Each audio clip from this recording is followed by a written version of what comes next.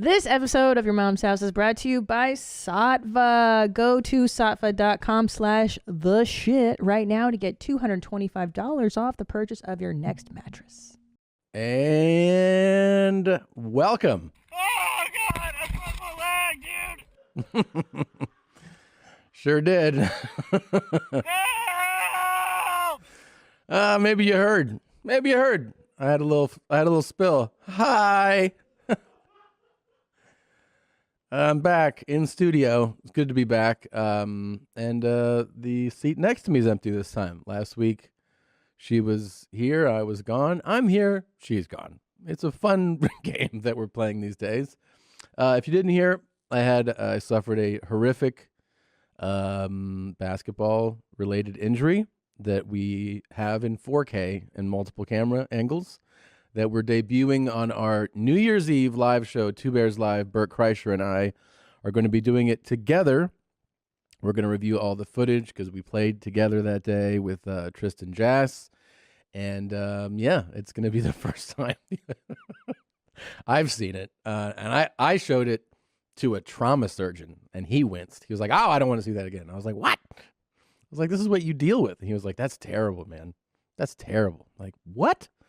So, yeah, my injuries, torn patella tendon, broken, snapped in half humerus, big bone up here, and I bruised my radial nerve. I didn't damage it. I didn't sever it. I bruised it, which is why I have the hi cool glove on. And the fun thing about a bruised radial nerve, if you don't know, it controls, wrist flexion and finger extensions and movements, numbness. So I'm like, so what's like, the forecast here? And they go, well, your nerves will just regenerate and it'll just come on because you didn't damage it. And I go, well, how long? And they go, well, the fastest we've ever seen it happen is 3 weeks. I go, that's not that bad. And I go, what's the longest you've seen it happen? And they go, 21 months. Cool. That's kind of a big range. Talking about 3 weeks or 2 years. And they're like, yeah, you'll just have to wait and see. And they go, it's not going to take that long for you. I go, well, how long do you think it'll take? And they go, months. All right, cool, man. Cool. Yeah. So, let me see here. My computer's a little. All right. Yeah, it always says, do you want to run this update? And I always say tomorrow. I assume that's what everybody does. Yeah, that's run the update tomorrow. That's the right move. So why am I here? Christina's not here. So I went from hospital to home to another hospital. And then when I left the hospital after my surgeries, after they put me back together, they're like, you can't go home. You're too immobile and you need to recover more.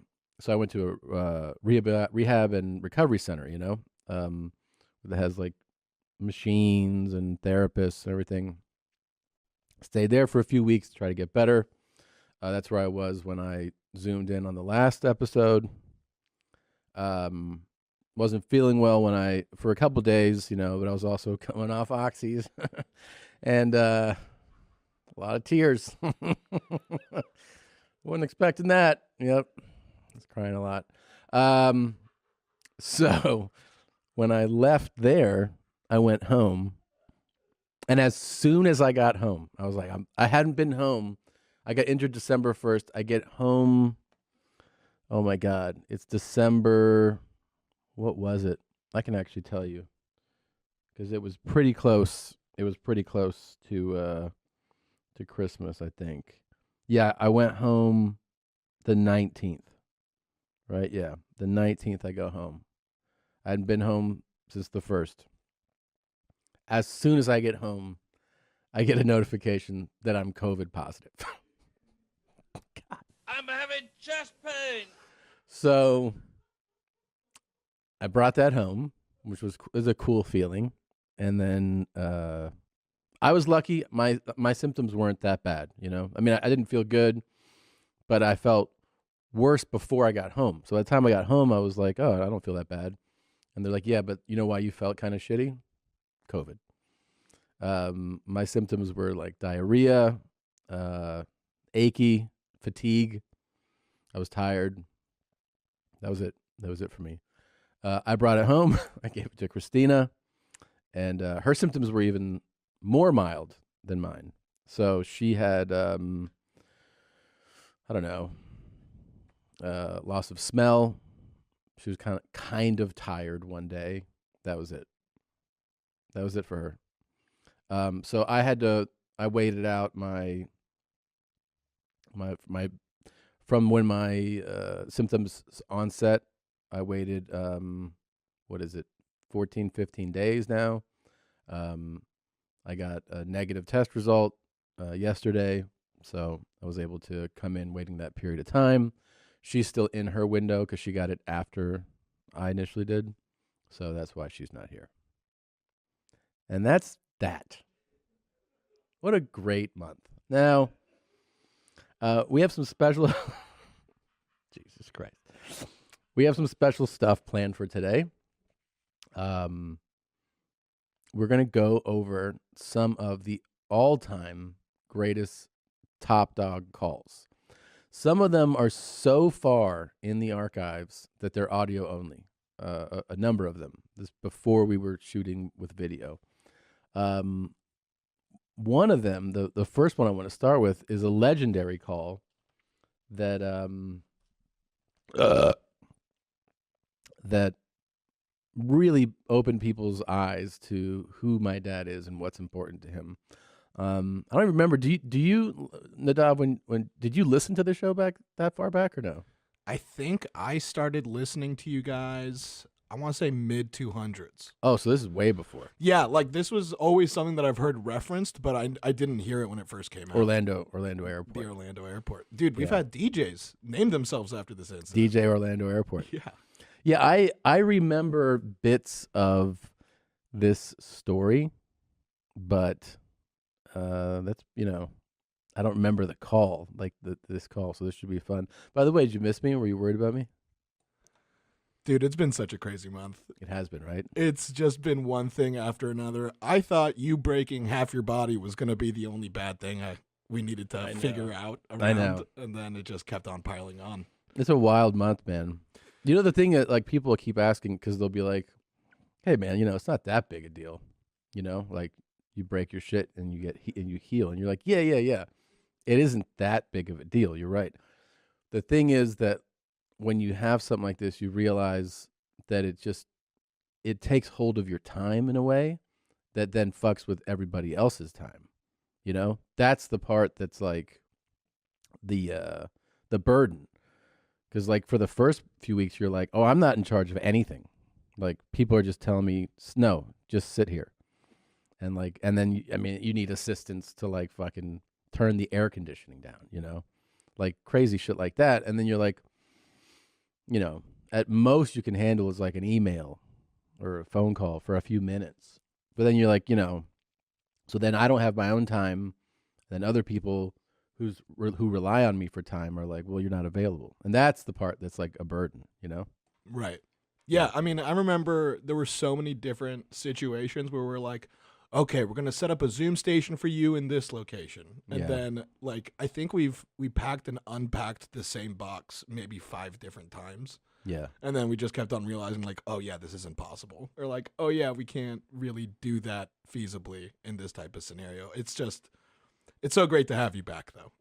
Thanks, buddy. Yeah, this is the first time I've actually seen you since December 1st. It is, yeah. Mm-hmm. And we were here December 1st, and where we recorded the end of the year episode.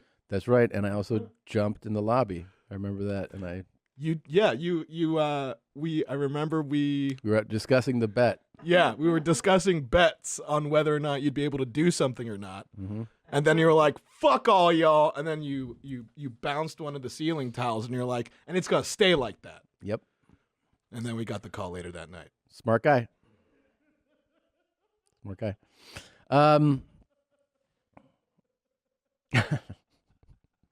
Should we start with the first one?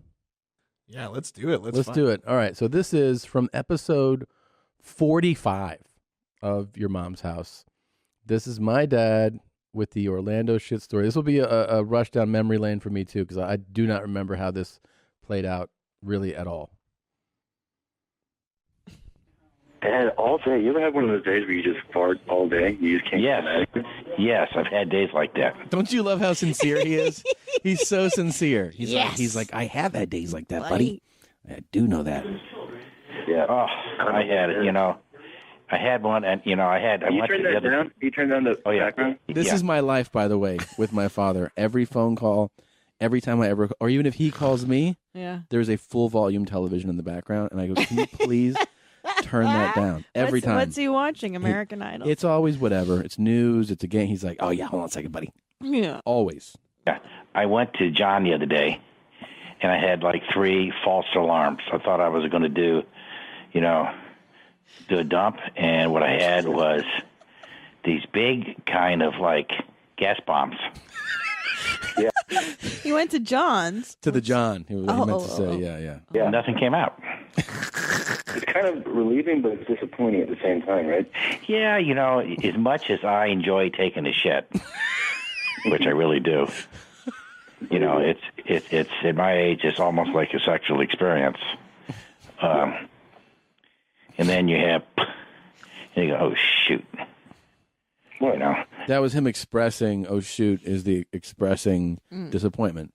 That he didn't take a shit. I didn't realize it right then, actually, in conversation. I thought he was saying, oh, shoot, in the moment about something that just happened. Yeah, me too. No, he was actually saying, like, when you go to take a shit and nothing comes out, you go, oh, shoot. I think he's right about that old guy thing. That's what my father was saying. Yeah. You got to take a good shit. You got to take a piss. It's wonderful. I'm like, all right, I guess. Guys fucking really. Yeah. Because you know what? I think the older you get, you realize some of the best things are the simple things that we all do. Cleaning your ears out. Oh, that feels so good. Right? Getting a dry bug. I love it.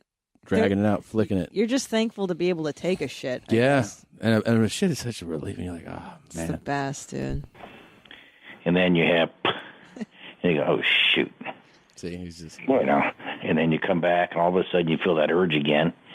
And, and you head down the hall, and then, of course, you hope nobody's in the other stall there. But I had the other day, I had like 3 false alarms. Oh, I hate that. I hate shitting on a plane. I had to sit on a plane today. Oh, I hate shitting on planes. Yeah. Who doesn't? He's really on board with this idea, too. I love it. Yeah. I do. I don't know what it is. It's the confinement. Yeah. It's the confinement, and they really don't have very good, let's face it, the toilet paper on planes is not really, subpar. It's not big league stuff. No. You almost feel like taking your own roll in your carry-on luggage and going up in there and using some of that good Charmin. He's got a point. He's got a real good point, man. And I would not be. I hope you guys start bringing that good Charmin, as my dad says, on flights with you. Pull that out. Pull out that roll and be like, I'm going to take a shit. And you can. You can't. They'll let you Nobody do it. could tell you no. No. What will happen is some people will see you leaving the bathroom and they'll be like, did you just take that toilet paper out of the bathroom? And you'll be like, no, this is my own. Mm-hmm. I brought this. It's like when we bring, I just farted. Ugh. It's like when we bring Tapatio to the taco stand. Yeah. And then the other patrons are like, can I borrow your Tapatio? I'm like, Yeah. fuck no. No, you cannot. I brought this shit from home, bitch. Mhm. Fuck yourself. I Fuck like your that. mother. It is confining. I've shit on a plane hate only shitting on once. planes. Once. Oh, really? I've done it a few times. Oh, it's so uncomfortable. Believe me, I only do it when there's no other option. Yeah. The worst is I'll tell you the worst planes to shit on are regional jets. The tiny ones. I did Salt Lake to Denver. It's an hour flight. So it's like I can hold this an hour, right? And then you get the realization, no, you can't. It's one of those doors that barely shuts. And like you pull your leg. The accordion door. Oh, it's the worst. And then doesn't even lock. Your knee hits the door and you're like, fuck, I can barely fit in this thing. Yeah. All right, more Top Dog. He's so good. Is that what you like? The Charmin? Well, I like the double ply Charmin. Yeah. Because your fingers don't go through it like they can with the single ply. Yeah. So this way. Yeah, your finger doesn't go through the paper you're talking about, right? On the double ply, no. It so you don't have to worry about this way. If you forget you wash your hands, you really don't have to worry about it. If you don't, So with the single ply, you really kind of have to wash your hands. that's such a time waster, right? He's really opposed to washing his hands. Do you hate washing your hands after you take a shit? Well, I wash my hands if other people are in the restroom because I want them to think I'm, civilized. Yeah. But a lot of times I don't. If I'm in a hurry, I don't. But I did today, I think, but not every time. What happened today when you said you went, or was it today or yesterday? You went to Mass? It was yesterday. I don't know if I ate something, but I was, I was really gassy yesterday. Oh, gosh. Right. But, so what happened? Tell me the story. Well, I'm sitting there, and all of a sudden I feel that urge, so I head down the hall, go in there, drop my jars, and waiting for something, and all of a sudden... I thought you said that the door was locked. You had to go use another one. That was 2 days ago. Okay, this is my favorite part, is that he's got so many shit stories that he had told me one, and then he's actually telling me another one, and I have to actually put him back on track and blending together. Yeah, I'm like, I thought you said. He goes, oh, that was 2 days ago. Never. This is a different story. Look at you, shit detective. Yeah, getting your facts straight. That's what I'm talking about. Oh, that was terrible. So I'm downstairs. I'm running behind schedule in the morning, and so all of a sudden, as I'm getting out of the car, I feel the urge. I got to take a dump. So I'm at my office, but I'm outside my office in the parking lot. Okay. When you feel right away, I got to shoot. Yeah, I got to go. So I make a beeline for the downstairs bathroom, and it's a one-staller, handicapped, of course, stall, and somebody's in there. Wait, so then I have to... Wait. You panic? Well, I'm sitting there squeezing my cheeks, okay? And I turn around and have to take the elevator. I can't walk up the stairs to the second floor because I'm afraid it might blast out. So I'm waiting for the elevator. Isn't this amazing? It's like your story of today. Yes, it's like Top Dog and I are soulmates. And the thing is, you didn't hear this. No. The listeners don't know. No. She had never heard this. This is my first time hearing this audio. Yeah. I had no idea that Top Dog... the content or anything. We're leading parallel lives right now. Absolutely. See, the thing is, when the people that complain about brown, let me tell you something. Brown is universal. It is. Everybody browns. Everybody browns. Yeah, I can't believe Top Dog has to clench his cheek. Do you think you fit? Because I pictured him physically using his hands to mash his cheeks shut. I've seen him. He waddles. He waddles like a penguin. He's like, oh, I gotta go. Move. Yeah. That's what I do too. Oh man. Oh, okay. It might blast out, so I'm waiting for the elevator, squeezing my cheeks. Right. And then the elevator comes. I open up go to the upstairs bathroom, which is a two-staller. Okay. And I am squeezing as hard as I can. But then you got to turn around, undo your belt, and then you got when you wear suit pants, you got that other button in there, and I could feel it start to come out. Really, it was coming out. Yeah, and so I got those pants down, sat on there, and just bombs away. Okay. Oh my God. And then I get out my toilet paper. You know how you take the first wipe just to see how much is there, how many? Yeah, totally. And I said, oh God, this is going to be like a whole roll of toilet paper. So it was a mess. Oh, it's a mess. So I'm sitting there. I'm just not. I mean, I'm on my fourth wipe, and I still got a long way to go. So then I stood up and I went out. I went out to the in the bathroom there, and of course I got my underwear down around my ankles, and I grab a couple. You walk to the sink like that? Yeah. Do you understand what he did? Oh my God! Do you know what he did in a public restroom? Yeah. He went from the stall. Yeah. With his pants and his underwear down by his ankles, walked out to the sink to wet some paper. Yeah. So anybody could have walked in. It was a 2-stall bathroom and seen my dad dicking balls out, underwear around his ankles, just being like, I'm just wetting some paper. I got a got a real messy one here.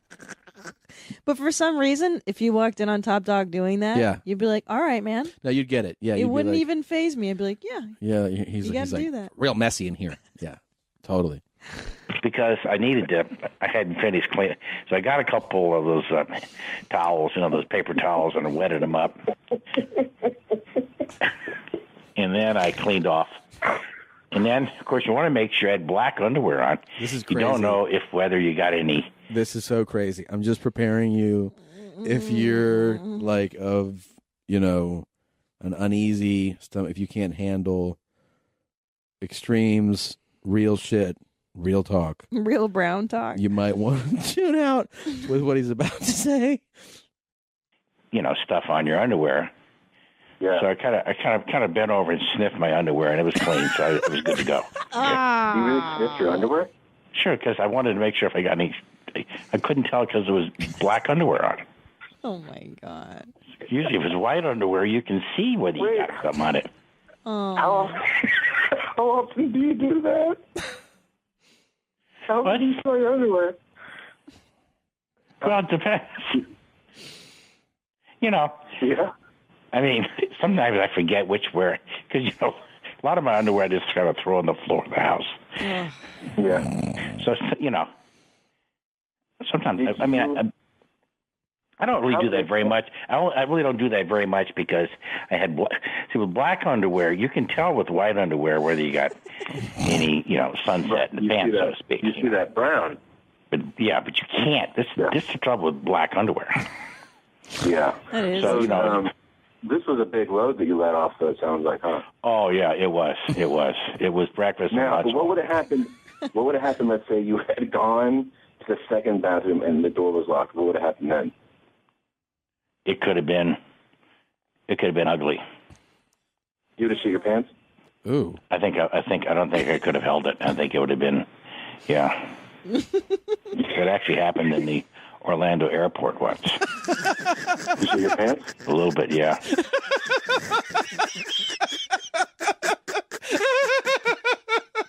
That actually happened in the Orlando airport. He said it like a war story. Yeah. I love it. Like in Hanoi. He was like, yeah, that actually has happened one time before. The Orlando airport. And I go, you shit your pants? He goes, a little bit, yeah. Does your mom do his laundry?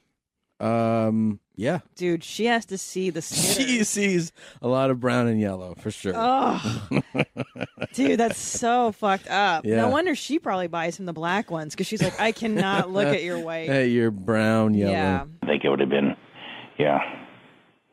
It actually happened in the Orlando airport once. You shit your pants? A little bit, yeah. And then I had to get on the airplane. Oh. And I had this little... Where did you shit your pants? In the Orlando airport. And so what I had to do... What were you... Yeah, so I had to take... I was, just had to go. I couldn't get there in time. Said a little bit. So what I had to do in the stall, this is true. I mean, I had to take my underwear off to clean up, and I had to put, so I had to fly with no underwear.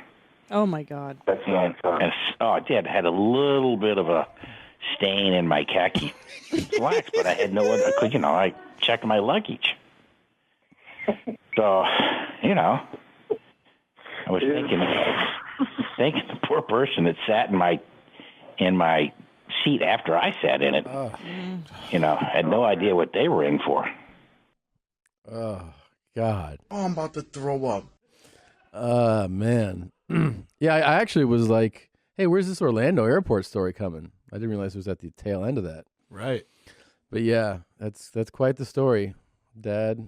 That's the famous, because now I remember he was telling the story about all shitting at the office, and then it prompted the Orlando story from him, which leads us into the next episode, actually. Episode 46. I've heard this story many times. If you talk about shitting with my dad, it's absolutely one of his favorite topics. And if you are talking to a shit expert like that and you happen to ask, hey, do you know the biggest shit you ever took with my father? The answer is immediate. Miami. And it was on a family vacation. I remember that specifically, and he must have told it on this call. So it's this one is quicker. We can jump into it and see what the details of the biggest shit he ever took. My in my seat after I sat in it. You know, had no idea what they were in for. He was telling. What is this now? He was talking about when the Orlando airport. Yeah, he shit himself at there, and then he didn't have any underwear, and it still was on his pants. No, God. Yeah, you got some really smelly dumps too, man. Oh, but the all-time record. See, this is the right spot. The Orlando airport. I was just, making the observation that he really does have some smelly dumps. He goes into the fact, he just launches into a memory. Okay, I'll just let it play. Too, man. Oh, but the all-time record, 1986, Miami, Florida. You were just a little kid then. We were down there. You remember this shit? Oh, yes, my all-time biggest one. He remembers it like a 1984? 1986. We took the whole family. You were just a little kid, 3 years old. Okay, by the way, 1986, 3 years old, he said I was. I was born in 79. Just giving you He's thinking of somebody else. Heads up, I was 7. Can I tell you? Yeah. Before we go any further? Yeah. Your father has told me this story probably 5 times already. Has he really? Oh, I know it. He tells me this every time Hold I on. see him in Okay, Florida. don't- No, I'm not going to give it away. It's fantastic. What in the fuck? He's told you this 5 times? Dude, the first time I met him, he told me the story. He's the best. I know. How awesome That's is why we're that? married. God. We took the whole family. You were just a little kid, 3 years old. 7. We're driving. We rented a car. We were down in Bell Harbor. We were staying there, Miami Beach, and we were, and I had to go. And I still, to this day, remember that. Remember that shit? Oh, my God. What did you eat, you think, that triggered? Well, I think it was the fact that we were flying, driving, doing all the family meals on the road kind of stuff, sitting in the car, so it kind of just built up in there. And then it just, when it was time, it was time. Travel days do that to me. Travel does that. I'm as regular as clockwork. When it was time, it was time. That's it's an elegant way of putting that. It is. He recollected this story like it was a Vietnam fondly, tale. very much so. Yeah. Me and the guys were in Hanoi. Yeah. Travel does that. I'm as regular as clockwork. I'm like an atomic clock in the morning. I know exactly 8:15. What time do you usually shit in the morning? 8:15. Oh yeah, 8:15. Absolutely. You seem pretty sure about that. Well, it is. It's within, really, seriously, it's within a minute or two every morning. You can set your watch by the time I go. You really could. So if I call you at 8:15 tomorrow, can we have a phone call while you're shitting? Oh, yeah, we could do that. I could give you a blow-by-blow, wipe-by-wipe description. Okay, all right, Dad. I got to get ready, man. I love you. I love you, buddy. Bye. Oh, he's Okay, so bye. sweet. There you go. There he is, top dog. Yeah, pretty good. If you like sex, you'll love BlueChew.com. Who doesn't like sex? Don't you want to have more of it and be super hard while you're doing it? Yeah, man. BlueChew.com is affiliated with physicians who work with you to find the dosage and active ingredient that is best for you. The chewables from Blue Chew can be taken on a full or empty stomach. See, that part doesn't matter. It's just what's below your stomach that gets super hard that matters most. And the online physician consult is free, so it is cheaper than those other two, Viagra and Cialis. It only takes a few minutes to connect with a BlueChew.com affiliated physician, and if you qualify, you get prescribed online quickly. What is better than that? Here's a great deal for you guys. Visit BlueChew.com and get your first order free when you use promo code YMH. Just pay $5 in shipping. That's BlueChew.com. The promo code is YMH.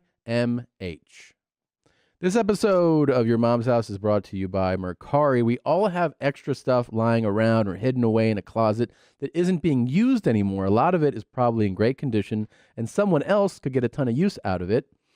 So why not do something with that? That's why we use Mercari, the marketplace app that makes it easy to give unused items a new life when they get rid of them. So it's a simple way to say goodbye by selling your stuff to someone who actually wants it. And when a buyer says hello, you make some good money. Once you download Mercari, you just have to take pics of your stuff, add a description, and it's listed. When it's sold, Mercari makes it easy by emailing you a shipping label so you can box it up, your item, and you send it to its new home. Super easy, super great way to, sell something that is not getting use anymore in your home. Your stuff might be exactly what someone else is looking for, so turn your goodbye into their hello on Mercari. Start buying and selling when you download today from the app stores or at Mercari.com. That's Mercari, Mercari, your marketplace.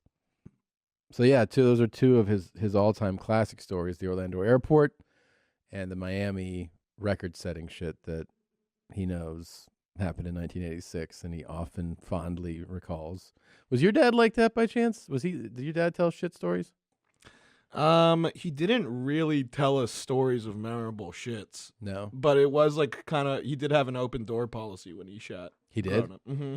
Like if you ever needed something from him, like it'd be like, hey, where's Dad? He's like, oh, he's in the bathroom. Go get what you need from him. Because he would take like hour-long shits. Hour-long? It was just like, that was just a part of his day. So he would be in there a while. Yeah, he'd be in there for a minute. And then like if you need it, like everyone was just used to his shit smell. And it was bad. Ugh. Yeah. I think that he'd always have a newspaper that was strategically placed. And like that he was reading, yeah. The whole fucking thing he's reading though. Yeah, and like he would try and like hide his cock and balls from his kids, but I mean I think we all kind of could draw it from memory at this point. I wonder if that's just like a dad being like, this is the only escape I have left kind of thing. You know what I mean? For your dad to be like, I'm gonna be in here an hour. Yeah. Well, I mean, he was a father of 4 kids. So yeah. I feel like that's what I'm saying though. That's it's definitely like, what it was. So then you guys would like knock on the door like, hey Dad, are you going to take us to whatever? He's like, when I'm done. Right. And like this was even before cell phones. So he just had a newspaper to entertain, which I can't even fathom at this point. But I mean, that just shows you how important that time was for him. That's what I'm saying. He's just doing it to like have a space. Do you find yourself doing that too now that you have 2 kids? I mean, I definitely look at the time that I have to go as permission to escape. Yeah. And like they're at the age, sometimes they'll just pound on the door or open the door and they're like, hey, and you're like, what, dude? What? And they're so young. Ooh, you let them in? Well, I mean, sometimes the incessant knocking, you're like, what do you want? Do you ever see the smell knock them back a little bit? Never. Doesn't really register. Well, I think. Yeah, maybe they're not afraid of that smell yet. Maybe that smell just means dad to them now. Yeah, they're young though. A couple more years, they're going to be like, But yeah, they're pretty young. We're jumping ahead here. Episode 225. This is a conversation I've had with my dad many times, and the fact that I got him to share it with an audience is pretty spectacular. It's about the fact that he's always very in tune with what his farts smell like, and the reason is because he knows that they inform him about what's going to happen next. And he must have shared it on this call. That's what it says in the description. So from episode 225, let's go right ahead. Hey, Dad. Hey, buddy. How you doing? Good. How are you? Pretty good. Jesus. Yeah? Yeah. What's going on? Yeah. Well, just had my new favorite lunch now is this seafood Cobb salad. Okay. It's got shrimp and crab meat, spinach. Spinach. He's like breathing so hard into the phone. Like this is such a noisy call. I'm already irritated. Go ahead. But I like the non-organic kind, okay? Non-organic spinach? Yeah. Why? Yeah. Because the pesticides and chemicals help kill the bacteria that can normally come from. You realize this is his form of rebellion, right? Yeah, he's sticking it to the man. Yeah, he loves that like people want organic, so he goes, I don't want organic. Yeah. Yeah. Keeping it old school. I like it. Oh, boy. Organic, so I feel like it's safer to eat stuff that's been treated with pesticides than it is not the E. coli. Now, those chemicals kill a lot of the bacteria. So That's nice. I go down I've kind of built up an immunity for pesticides anyway, so I feel safer with chemicals. Yeah, that's great, Dad.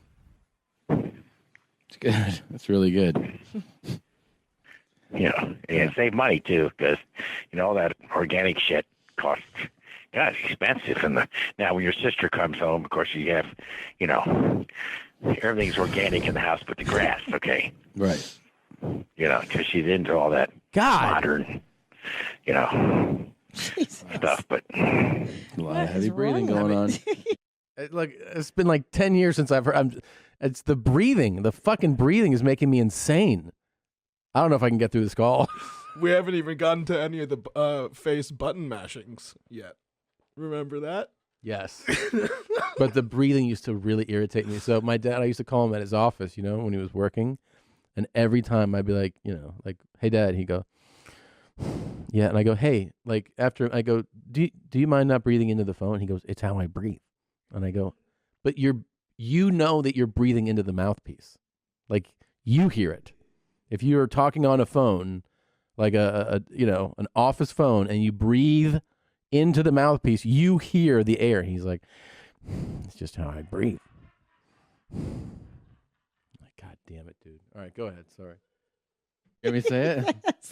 A lot of heavy breathing going on. What is wrong? And then he with kind of him? laughs at it here.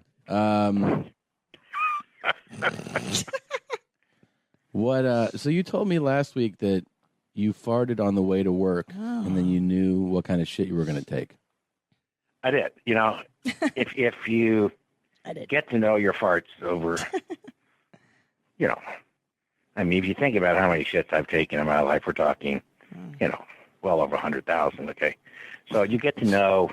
Yeah, well over 100,000. I don't know about that. Well, let's see here. Let me see how many days I've been alive here. Let me work this out.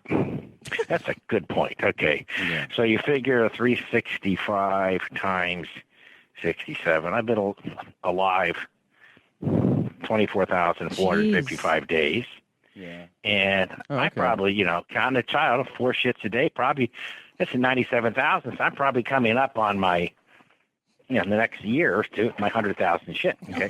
Okay. I never thought about that. That's great. Okay. Yeah. Really excited about it. Something to look forward to. Another milestone. Okay. So, but I can tell by the odor whether it's going to be a brick, or it's going to be a sloppy Joe. I can tell. Wow. Yeah. And then how was it the other day when you said you farted in the car on the way to work?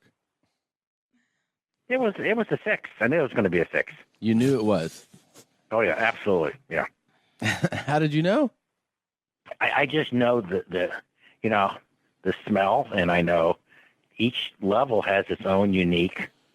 There's kind of the higher you go up in the number, there's kind of a rancid smell when they're more solid. I'm gonna throw up. God, I can't believe your mom lays this guy for 40 years. So intense. Of a more benign, less stinky smell. It's at work, too. One that doesn't smell much at all is probably going to be a 1 or 2, sometimes a 3, okay? Okay. But when you get some ugly smells that you're up there in the, 6, 7, and 8 range. There's no 8. You've created 8. I mean, it's the 5, 6, and 7 range, okay? Yeah. Okay. So I can just, it's like some people can. You look at artists that draw, and you see how you do that, and they just do. They have a kind of an art. I'm the same way. Mm-hmm. Yeah, I can do it. So the other thing is, you called me and you said you're like, I've been thinking about, and I had no idea what you were going to say. And you said, I was thinking that morning shits don't smell as bad as shits during the day. Oh, they don't. They don't. They absolutely do not. But so your theory is that the morning shit is the least odorous of the shits that you could take during the day. Absolutely, positively, yes. But my whole thing is that, like, you could have some real fire before you go to bed, eat something pretty intense. That just cooks in you all night, and then you could take a really stinky shit in the morning, right? Am I right about that? Am I wrong? I agree. I beg to differ with your father on this topic, and it's very controversial, but I have a feeling my morning dumps are the smelliest of the day. I because they've been festering inside of you all night. That's the logic. Yeah, of it, I no, think. I agree with you on this one, Tommy.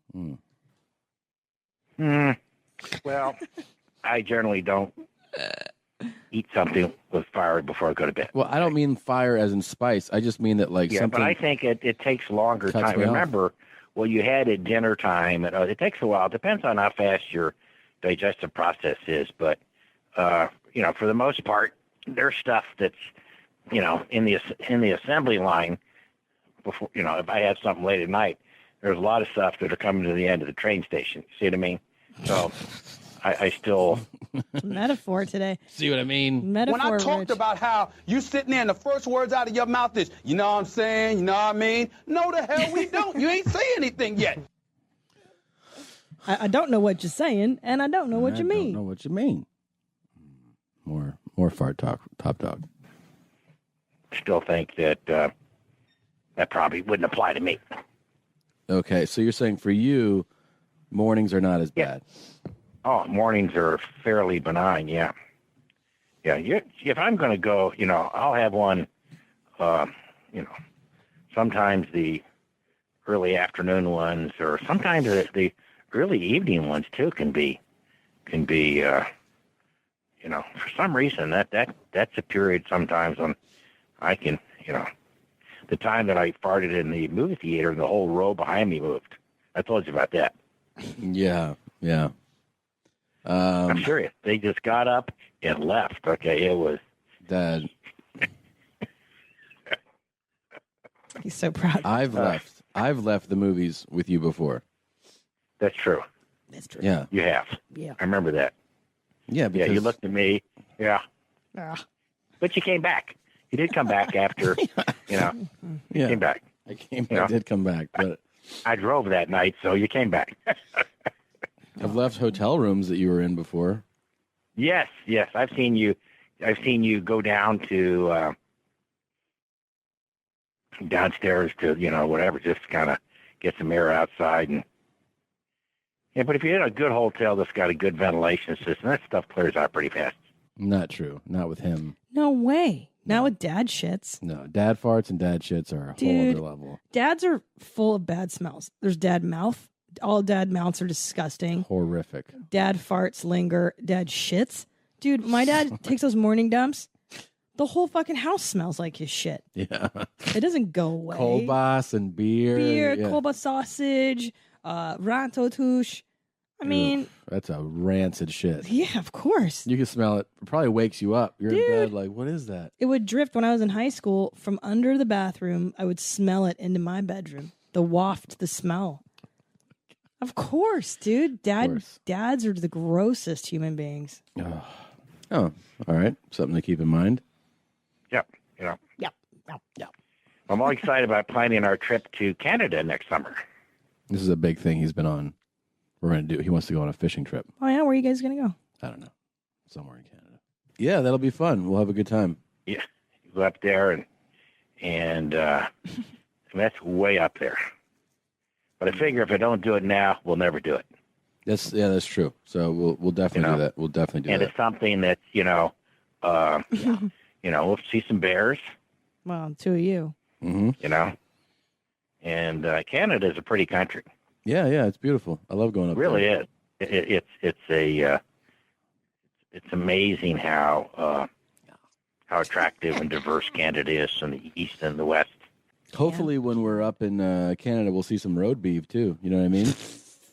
Oh yeah, absolutely, absolutely. That'll be great, buddy. Some Canadian pussy. Yeah. I haven't. You don't see a lot of blondes in Canada, though, do you? Yeah, you do. I mean, you really? I mean, they have the full variety. Sure. Yeah. Oh, the gentleman prefers blondes, I see. I don't know. I guess so. I guess so.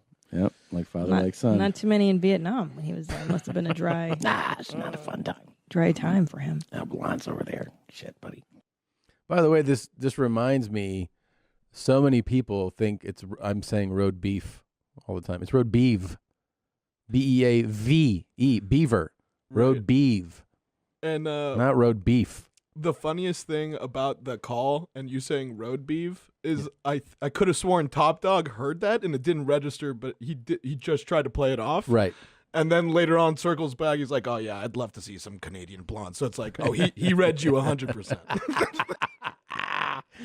Oh my God. Unbelievable. That guy really likes talking about shit. If you haven't, I mean, it has since infected me, like I talk about it, but I think you can, like, if you were going to do a study on me and you're like, what's the origin? Why is he like this? It's like, look how he was raised, I'm just lucky that he wasn't like an abusive asshole. He's just wanted to talk about taking a dump all the time. All right, so now we're jumping a little further ahead into some video era stuff. I don't know, 339. This is the episode we're going to jump into. I'm guessing I'm probably 50 pounds heavier. This episode had a call with my dad where he talks about having a squirter and it gets on the bedspread. Because as I recall, he was just like, I got some shit on the sheets on the bedspread. And I was like, what? And then I want to say, he's like, you can just flip the cover over, and then you don't have to worry about it. Like, you don't want to get out of bed and like clean everything. He's like, all right. So here it is from episode 339, Top Dog and his shit the sheets. Hello? Hey, Dad. Hey, buddy. Hey, how's it going, man? Good. I'm good. Hey, so I didn't really get a chance to talk to you, but Saturday morning, I was sitting in our kitchen and we were having a little breakfast, and actually Christina went to use the bathroom, and while I was in the kitchen, I went to fart, and it was just all water that came out of me. Oh, shit, that happened to me that night in bed. In bed? Yeah, didn't I tell you? No. Oh, I had a squirter in bed and got on the bedspread. Wait. And I had to. Oh yeah, Hey, wait a minute. Were you in bed, like ready to go to sleep? No, I was just laying there watching an afternoon TV show. What were you wearing? And I was kind of I had my boxers, but I was kind of a weird position. So my boxers were, and were kind of open. Yeah, Yeah. And it kind of, some got on my underwear, but some squirted. And, Wait. oh my God! It's like a spray. So did you? I had five or six spots on the bedspread, so I had to take the bedspread off and put it in the washing machine. Wait, now, how come you didn't think it's just a little bit of shit? Because one time you sharted. Just a miscalculation on my part. Now, wait, did you? So you thought you were farting? You thought it'd just be a fart? Oh, I thought I was farting for sure. Did you push kind of aggressively? No. That's what got me. It didn't. It just kind of, I mean, I knew it was, you kind of gave it that little last minute nudge, Yeah. But yeah. And how much was it? Because it sounds like a lot. Well, there's a lot more. I didn't realize that what seemed like a little fart had a lot more there, Yeah. I mean, it's spotty, it wasn't tons, but it was spotty. Yeah. Enough that I had to change my underwear and change the whole bedspread. Yeah. So you had to go wash that bedspread. The whole thing. Yeah. Yeah. Did you tell Charles? Yeah. Did you tell Charles what happened? I didn't until the next day, and then she wanted to know what the bedspread was doing in the washing machine. I told her what happened. She said, "Well, did you clean the spots before you put it in?" I said, "No, I just put it in there." Oh, it'll get all over everything. No. Right. That's what the rinse cycle is for. So wait, how did you tell her? How did you tell her what happened? Like, what's the way you tell her that? Oh, by the way, I had a little bit of thought I was farting, and it kind of came blasting out, so I got it on the bedspread, and I had to wash the bedspread. What did she think about that? Well, she doesn't really like to engage in these kind of conversations. Yeah. I mean, so. Didn't you tell me that you had one the other day? You said that, like, it really curled up into the toilet or something? Well, I had what looked like a snake the other day. Yeah. Yeah, that's interesting. Yeah, I mean, it looked like a rattler with no rattler, Yeah. Just kind of coiled up inside. I had one of those. But let me tell you what happened today. I came back to the office, parked under a tree, had a fart, and then, got out of the car, shut the door, engine was off. When I came back an hour and a half later, the smell was still in the car. I couldn't believe it. Wow, that is really something. You think about it, there's no, nothing, no air can get in the car, so you just kind of sit there. You trapped it, yeah. Yeah, it was trapped, kind of settled in a little bit. It's like somebody smokes a cigarette in the car. Yeah. Just the door, you can tell they were smoking. Okay? I think you have more intense farts than most people, though. Oh, I do. Yeah. I do. And I've modified my diet lately. I'm on this eating fish every day, keg shrimp and orange roughy, trying to lose some weight. And so I'm off to red meat. Yeah. And, of course, that immediately changed the texture and the smell of my fart. Everything changed. Yeah, I'm kind of surprised, honestly, that you washed the sheet, only because you told me real clearly one time that, when you sharted a little bit in your pants, I said, don't you want to put those down? You said, your quote was, it's just a little bit of shit.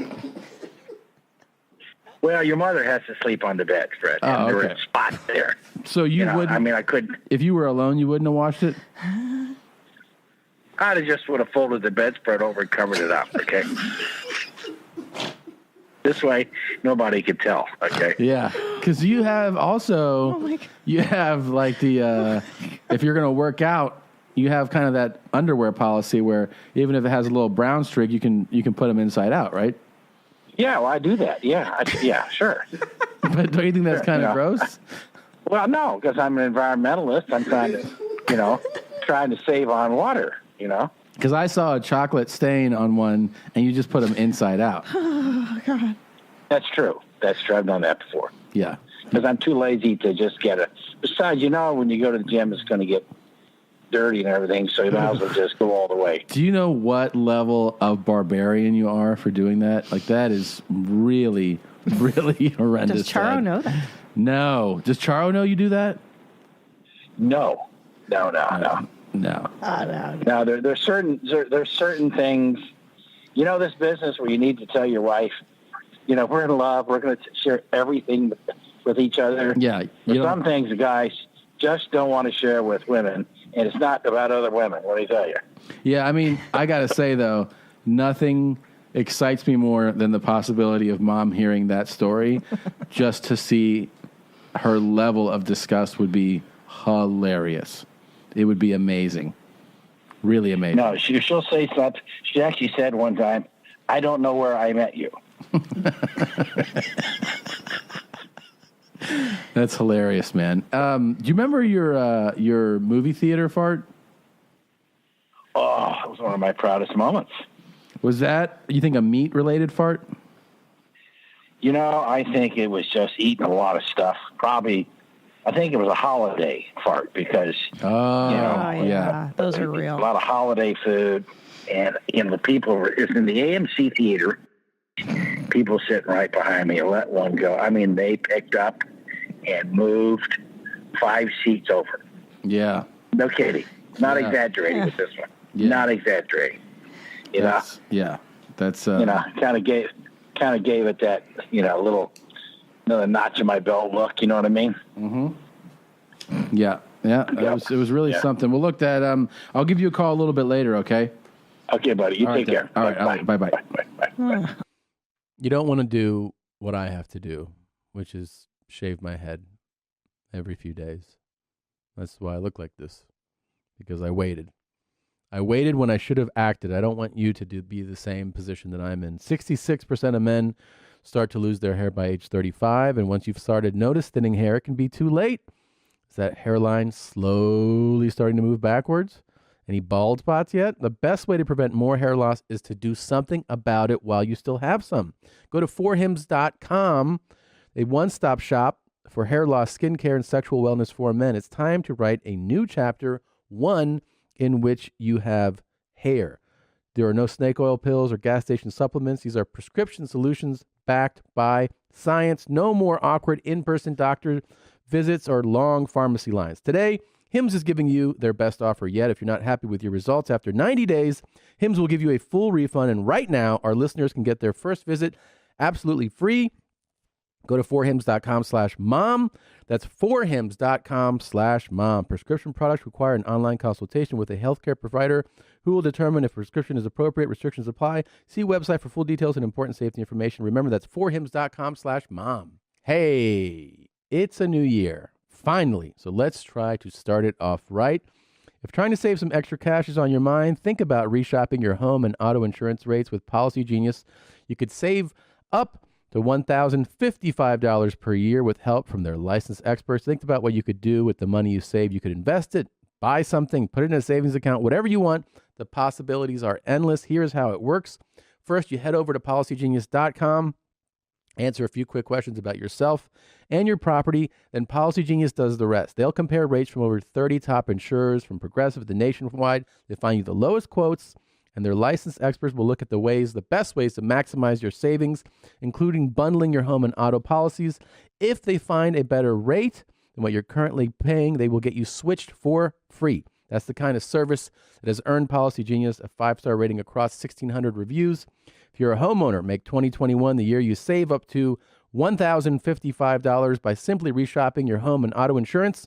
Just go to policygenius.com to get started right now. Policy Genius, when it comes to insurance, it's nice to get it right. Well, there you go. Sometimes you shit the sheets. What are you going to do? Yeah, I mean, and by the way, we're skipping multiple episodes as we do this. There's just too many of my dad, and they're almost all about shitting. This has my other favorite lane of my dad, which is him laughing at like street jokes. And we discovered that he really, really, I mean, I remember this as a kid, and then I think as an adult to process it was ridiculous. But the way he laughs at blonde jokes and Polish, and he thinks like those old school jokes are just the best. One time I went to lunch with him and an old friend. So my dad's now 72, 73. This would have been when he was like, let's say, I don't know, 67. And this guy was like 85. And we sit down for lunch, and the guy starts telling me these like joke book jokes. He's like 85 years old. So I'm doing like polite laughter and stuff. And he's like, let's hear some of yours. And I go, what do you mean? He's like, let's hear your jokes like that. And I go, oh no, I don't have like, you know, how many Polacks does it take? And he was like, what do you do? He was like, your dad said you're a comedian. I was like, well, yeah, but do you think that comedians do that? And he's like, yeah. I was like, oh, he literally was like, I don't understand what you do though. But my dad just loves the blonde jokes, dumb blonde jokes. Oh man. And if you see him and you bring it up, he'll tell you the same three over and over and over. And so this call, we get some jokes, and also we get a little war talk. A little top dog war talk, which is his other favorite lane. Let's get into it. Episode 358. Hello? Charo. Yes. Hi, it's your son.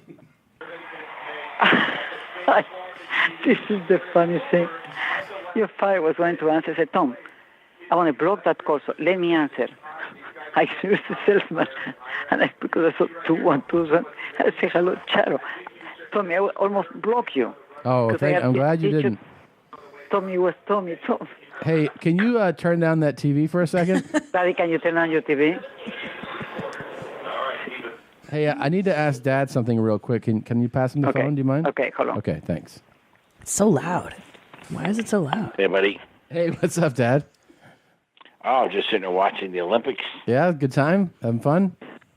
Oh, yeah. It's amazing how how great the Americans are doing and how poorly the Chinese are doing relative to Population. Beijing.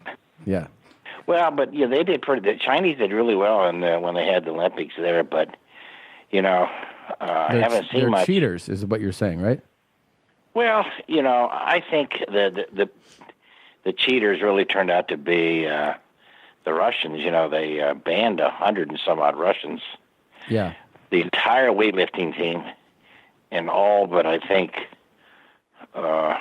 one or two track and field people. Wow. That's pretty significant. Hey, how many people you think you killed overall? Well, rolls into it. I'm not really sure. I mean, that was not really sure. Do you have a guess, like a rough guesstimate? Oh, probably 3. Really? What? Really? Maybe. Why not more? Maybe. Well, officers do most of the. You basically can control the artillery and stuff, and so sometimes, your troops do most of the shooting. But when you've talked about, you said it's like a euphoric feeling, like the best thing is killing the enemy. You experienced that firsthand. Well, I don't like to. That's not something that I really would ever want to talk about publicly. Oh, okay. Well, let me ask you this. You like jokes, right?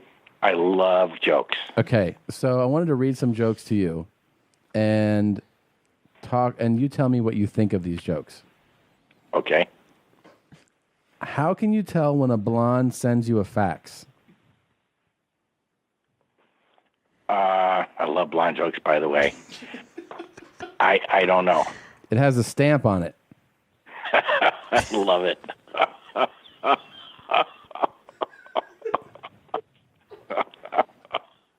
I love those jokes.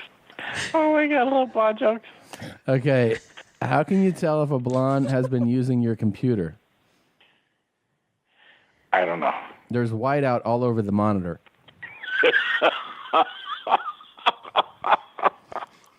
Oh my God. I got one for you too. Okay, go ahead.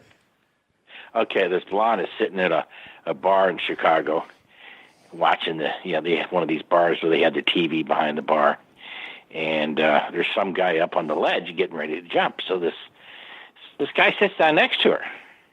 And he says to her, this is the 6 o'clock news. And he says, I bet you he jumps. And the blonde says, I bet you a drink he doesn't.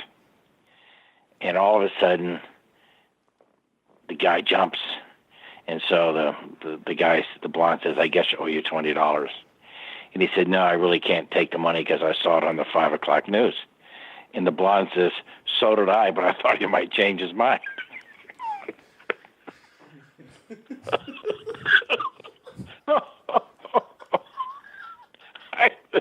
I think that's hilarious. Oh, my God. I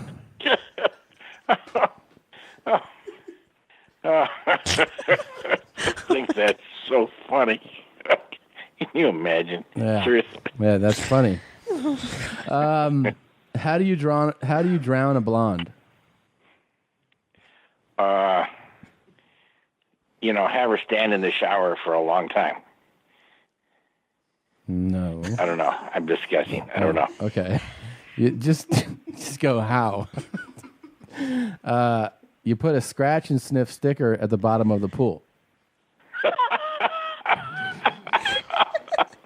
That's funny. That's funny. Okay. Oh my God. What did the blonde say when she saw the sign in front of the YMCA? I don't know. Look, they spelled Macy's wrong. That's funny. That's funny. Yeah. I got one more blonde joke for you. Oh, yeah. Please, keep it coming.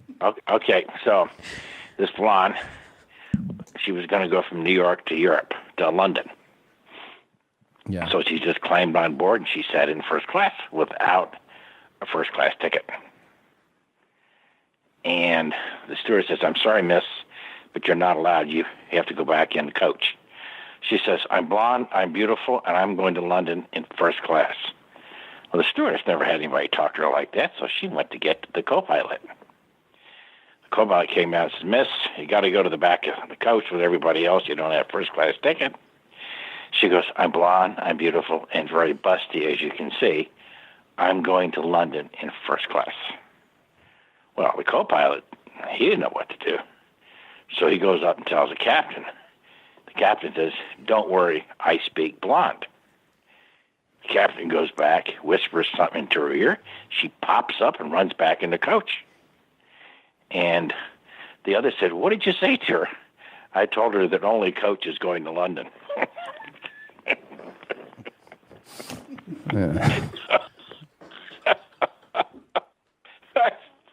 I think that's hilarious. Yeah, that's good. Dumb broad. Can you imagine?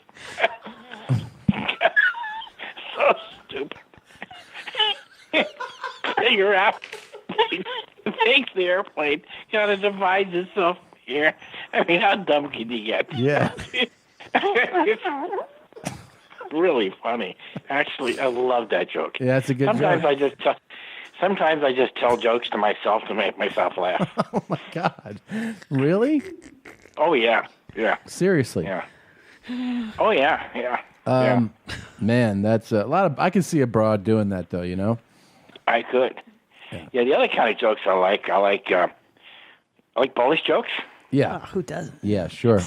These two Polacks are driving down from Cincinnati to Miami on I-75. 75. They saw a sign that says clean restrooms ahead.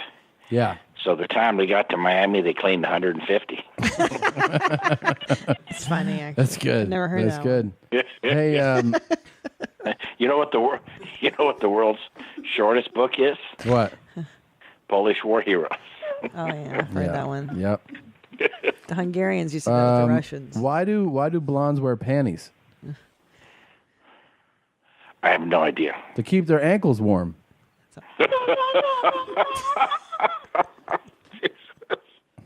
Oh my God! Wow. Yeah. Oof. Yeah, I love those. I love my jokes. Hey, where do you look for blondes obituaries? In the sports page. No, under home improvements.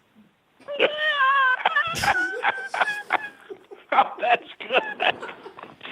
Oh, that's really funny. God. Oof. Oof. That's pretty good, man. Yeah. You know, it's you don't do many one-liners like this, but this is some good stuff here, buddy. I love I'm trying to think of some other blonde jokes. You caught me off guard here, but God, I remember one time I googled blonde jokes at work. Yeah. Yeah, I must do 20 or 30 of them. So you think I should do these? Do you think I should start doing these on stage? No, I think you're much better doing what you do. Really? Okay? Oh yeah, because you tell a story, you captivate. Okay. You know, the trouble with a short joke is joke's over. Yeah, you need your next one. sense. Yeah. Yeah, you know, when you do the stories like you do it, yeah. the sense of anticipation, you know, it's like jumping out of an airplane, you know, with no parachute. Let me tell you some other ones I've been thinking up. Okay. How do you sink a Polish battleship? You can just say how. You don't have to actually try to answer that. It's just a joke. I have no idea. Yeah. You put it in water. You know how you bury. Let me see how this one goes. Yeah. You know what these two Polacks decided to bury their father at sea. Yeah. And they both drowned digging his grave. That's good. That's good. Why did the Polak cross the road? Because he wanted to get to the other side. No, he couldn't get his dick out of the chicken. Oh, Jesus. Oh, God. Oh, my gosh. I'm glad you really enjoyed it. Now I know how to cheer you up if you're ever in a bad mood. Jesus. Oh, all I have to do, I'm never really in a bad mood much. No, that's okay? true. That is true. I just, you know, all I have to do to entertain myself, actually, is think about all your childhood experiences with me. Oh, Dad, I got you one more here. How do you know if you're in front of a Polish firing squad? The guns are faced at the sky. Dad. Huh? Do you not understand how these jokes work? You're not supposed to actually try to answer them. It's just set up punchline. Okay. I give up. Jesus Christ. I give up. Okay. Well, this is how you know you're standing in front of a Polish firing squad. They are standing in a circle. Yeah. Yeah, I heard that one before. Yeah. That's a funny one, actually. Yeah. That's a funny one. Oh, God. That is funny. Yeah.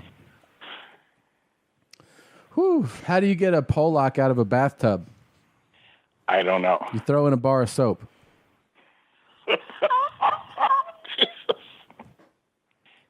Okay. What do Polacks use Cheerios for? Dad, what do Polacks use Cheerios for? I don't know. Donut seeds. Donut seeds.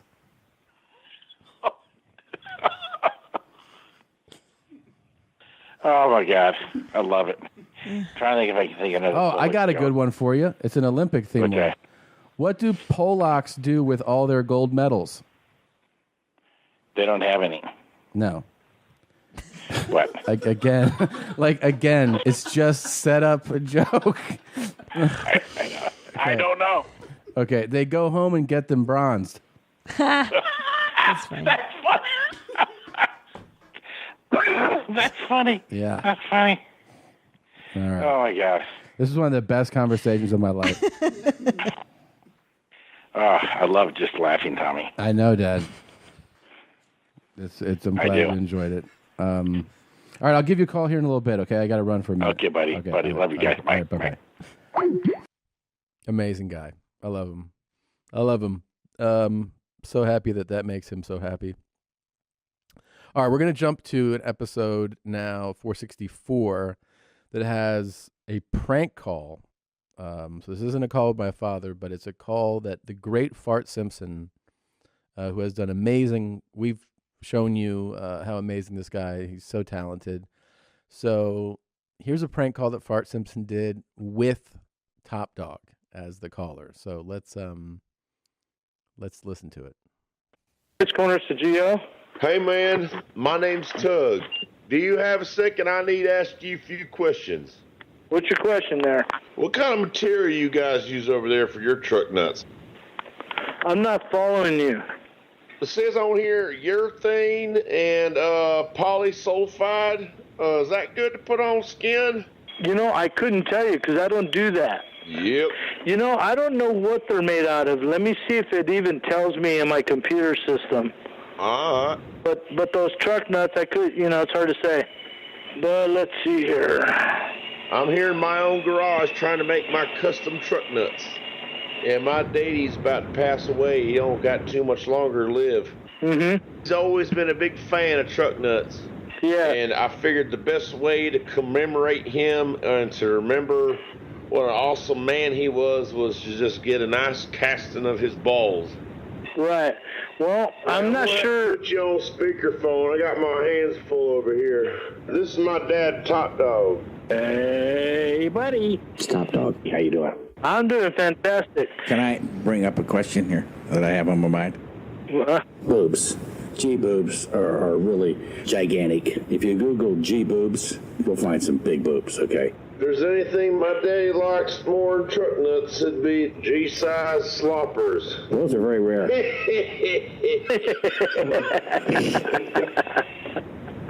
Oh, Dad, did you fart? Does it smell that bad? To me, it smells normal. It smells terrible. We all have our own fingerprint in the intestines, okay? Yep. Hey, Daddy, remember that time you took a dump on top of that shit pile in the backyard? Oh, I remember that. Oh, I enjoyed that. There you go. That's an 18-wheeler joke there. Me and my Dee have a shit pile going on in the backyard. We've had it going for past year now. Yeah, it was gigantic. Well, that's why they make those manure things to scoop them up. And then you got one of those little what do they call them, little wagons that they use to haul that shit away. Oh, Dad, did you fart again? I can't help it. Mine's always spontaneous, spur of the moment. His balls are hanging through the hammock. They're in a big bowl of plaster. Well, that's one way of hanging around town. Oh, it's an interesting spot. Oh, shit. It says it's polyurethane is what it says. Daddy, why are you breathing like that? Just the way I breathe. There you go. Hell, if these truck nuts work out, I think I'm going to pursue making one for women. You'd be the first. Women drive trucks, too. You might as well hit both sides of the market, you know? Yeah, I don't know how you're going to make those for that, though, but that'd be a good one. I'm thinking about doing truck hunts for ladies. It's nice to start making truck labia for my grandma. Well, that's how you're going to have to make the pussy balls to make that work, man. Well, I got to hit it, buddy. Thanks for all the help there, bud. You guys have a good one. Wow. That was pretty great. That's another Fart Simpson classic, man. My daddy and truck nuts. He's going to make truck hunts for ladies. And I love that he actually used the time like from the call where my dad was like, it's just the way I breathe. When I was like, stop fucking breathing into the phone. It's just the way I breathe. No, it's not. Why can't you just go like that? Because you know that you're doing it with your nose. So just like move the mouthpiece down. It's just the way I breathe. Okay. All right. Thanks, man. Anyway, he's the best. I love him. This is our special Top Dog Pared Down episode. This could have gone on and on and on and on. So hopefully the next time we record will be together, right? Or no? I mean, hopefully, if Christina doesn't break half of her body, I think we should be able. I'm pulling up the calendar here. There's a good chance, that we could all come in together. That'd be pretty great. Unless something fucked up happens to one of you guys. At this rate, anything's possible. What if you get shot, robbed, beaten, stabbed? I don't know. Boy, you're really putting it out there, huh? What if something terrible like that happens? And then we'll show my murder video at the next No. live. I've changed. What do you mean? I have changed. In what lot. sense? Since my injury, I view tragedies and human suffering in a completely different light. Please explain that, because I've seen, if anything, you've only doubled down on it. In what way? Well, I sent you a real fun video over the weekend. Yeah. And then you responded with, so this is what we're doing now? We're sending videos to each other that we know the other one won't like? And I was like, oh my God. Wait, which one did you send me? I sent you the video with the two fingers that, like, you think it's this guy's on vacation and pretty soon you're going to see he's going to, like, hang out with his wife or whatever, and it just goes straight into the chick's asshole. Yeah, and his fingers are everywhere. And then all over the world. And then they're in a girl's asshole. Mm-hmm. Yeah. I thought that was really cool. I thought that'd make you laugh. And it did make me laugh. The way it read to me is that it made you mad. Fuck no. You were like, fuck you. You know what? Here's a murder video. No. And I did not send you a murder video. Right. You threatened to. I threatened to show you somebody getting very severely hurt. But not a murder video. That's different. And I enjoyed your video. It made me laugh. Oh, okay. Yeah. Oh, all right. Yeah. I was just like, I think I'm playing stupid games and I'm gonna get a stupid prize real soon. Not at all. Seeing someone die. You've seen the last person ever get hurt on this show with me playing. You know what I mean? Showing someone suffering, and I'm just kidding. Yeah, I was just like, what's the show gonna be then? No. No, we'll get into more severe injury stuff next week, and I've had some things sent to me that are pretty gruesome that I'll show you first. Tell me if you think it's right for the show. You know what's really cool, man, is that this culture that you're creating is now bleeding into the rest of the office. my other group chats. I mean, Chris could tell you we're in a group, like, and he's now sending death videos also. And he's just like, look, this is funny, right? And I'm like, what? It's like, I can't get away from it now. It's coming from every angle. That makes me happy. I thought great. it would. That's great. Yeah. But I mean, the finger thing, I love that thing. Send me stuff like that all the time. Oh, okay. All right, cool. And you won't retaliate with sending death videos? No, I don't even have death videos, man. I really don't. I don't. You just said you went through a whole bunch. They're not death videos. Oh, okay. Severely injured videos. Just like somebody's fucking getting run over by a car. And then getting like flipped 5 times before he hits the ground. Yeah, I don't like those, dude. Me neither. I don't like it at all. Not anymore. No. Actually, like how has this changed for you? Like after seeing your video, like are you able to like detach yourself enough to at least think it's funny? Well, here's the thing. I've always explained that it might sound weird to people that it's very gray about like what I like or laugh at. You know, I never liked or could even tolerate sports injuries on ESPN or whatever. Like when I remember like being a kid, Tim Crumry in the Super Bowl. I remember Willis McGahee in the national championship game and like knee kind of shit, like crazy. I was not like, haha. I was like, ugh, like I couldn't watch that shit at all. Even Dak Prescott earlier this year, those types of injuries that's not the kind of thing that I laugh at. And then when somebody hears that from me, like, well, I saw you laugh at this other thing. I'm like, yeah, but it's a different thing. I mean, they're not the same thing. So, I mean, do I think that like my video is hilarious? Not really, but I appreciate that like it's gonna make some people laugh for sure. So you don't think that your video is hilarious, but let's say, for example, if a helicopter started landing in the middle of your video and then a blade went to your head, you'd be like, now I get it. Now it's funny. I'd be like, that shouldn't be in the gym, first of all. And no, I mean like my video, there is like a laughable element to it for a second. I think like if we were, I mean, we don't have it right now, but like if we were breaking it down, I would tell you what part I find funny. And then I'm just like, it's kind of gruesome, it's kind of gruesome.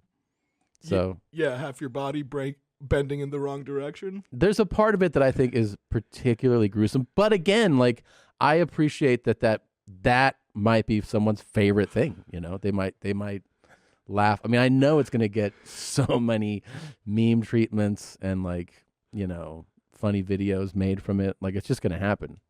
That's pretty cool. Yeah. I mean, I'm not emotional about the injury, if that makes sense. I'm not like, oh my God, Right. You don't relive it whenever you see it. No. I mean, to me, it's like, I don't know. I can get very philosophical about it. It's been like a really, I don't know, like eye-opening experience, like, and I've appreciated different things since it's happened in a lot of different ways. Like, I appreciate like the fact that it could have been worse. I appreciate my own mobility much more. I got a lot of help from a lot of people, yourself included. Like, so like, I have a lot of gratitude. It's not like that an all around horrible thing. I mean, on paper, it's a pretty bad thing and it's fucked up my month and my life a lot, but it's ultimately not a terrible thing. Oh, so you're like one of your takeaways is just like it helped you to learn how to appreciate other things more. You know what it did? It made me live life 365. This episode of Your Mom's House is brought to you by Sattva. If you've listened to this show or any of our other shows, you know that we are huge, legit, genuine fans of the Sattva mattress company. Why? Because we've actually been sleeping on their products for almost a decade now. We've had the Sattva flagship mattress. Luxury Firm was the setting we chose. It's just like any mattress you would find in a luxury 5-star hotel. We've done the memory foam mattress. That's Lumen Leaf. And we've also done the new Solaire mattress, which, you know, sits up and lays down and has like the feet come up, and it also massages you, and it's incredible. You can get $225 off any mattress in their lineup if you go to Saatva, SAATVA.com/the shit, because their products are the shit. Go there, Saatva.com/the shit, and get yourself a Saatva mattress now. Mahalo, and welcome to another episode of Your Mom's House. The jeans are in town. We're in town. And I'm getting out of town. Bring up my Nashville date, Native. You're getting out of town. I'm getting out of town. Can I tell you, I'm going to Addison. Those are already sold out. Thank you so much for everybody who bought tickets. Go down to my tour dates. I'm going to be getting to Nashville. Go down, mommy. Down. You're going to Nashville in March. March 11th, 12th, I think 13th. That's awesome. Yeah. So get your tickets now. You know, these clubs are only going at half capacity, so there's very few tickets. So if you want to go, I advise you buy tickets early. And I got cleared to go to Florida. Okay. Florida. I'm going to go to Palm Beach next month. It starts the 16th. I don't think it's actually even on there yet, but it should be.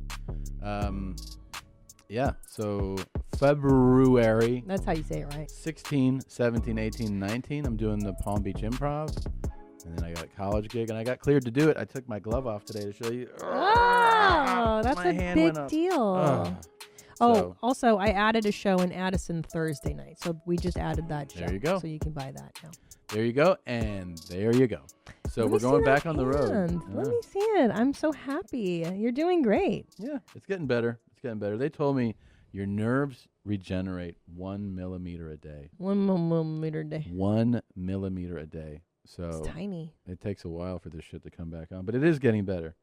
I can move that wrist up. Did your doctor go, it's going to take a while for that shit to come back? He goes, listen, I've been a fucking doctor for a fucking while, bro. I was like, yeah. Yeah. And he goes, I've seen this shit. I see this fucking shit all the time. And I was like, cool, man. And he goes, you just got to wait as that shit fucking sucks, but you fucking wait.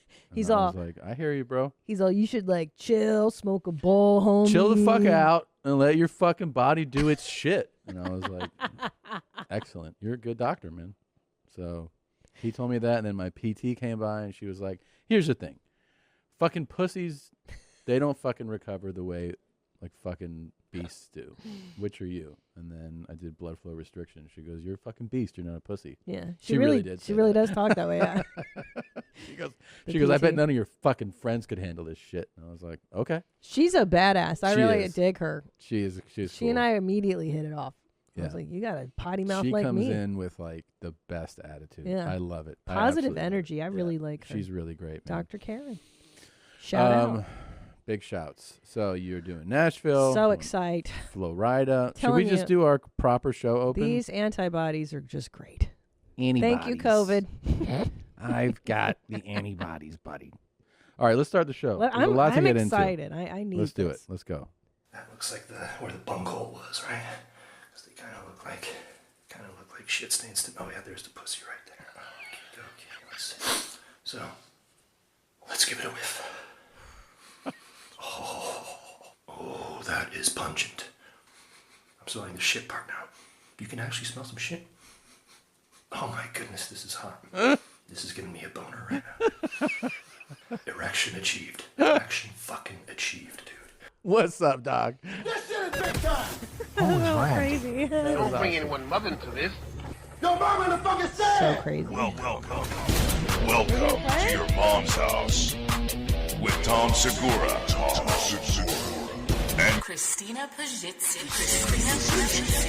welcome to your mom's house. You did it.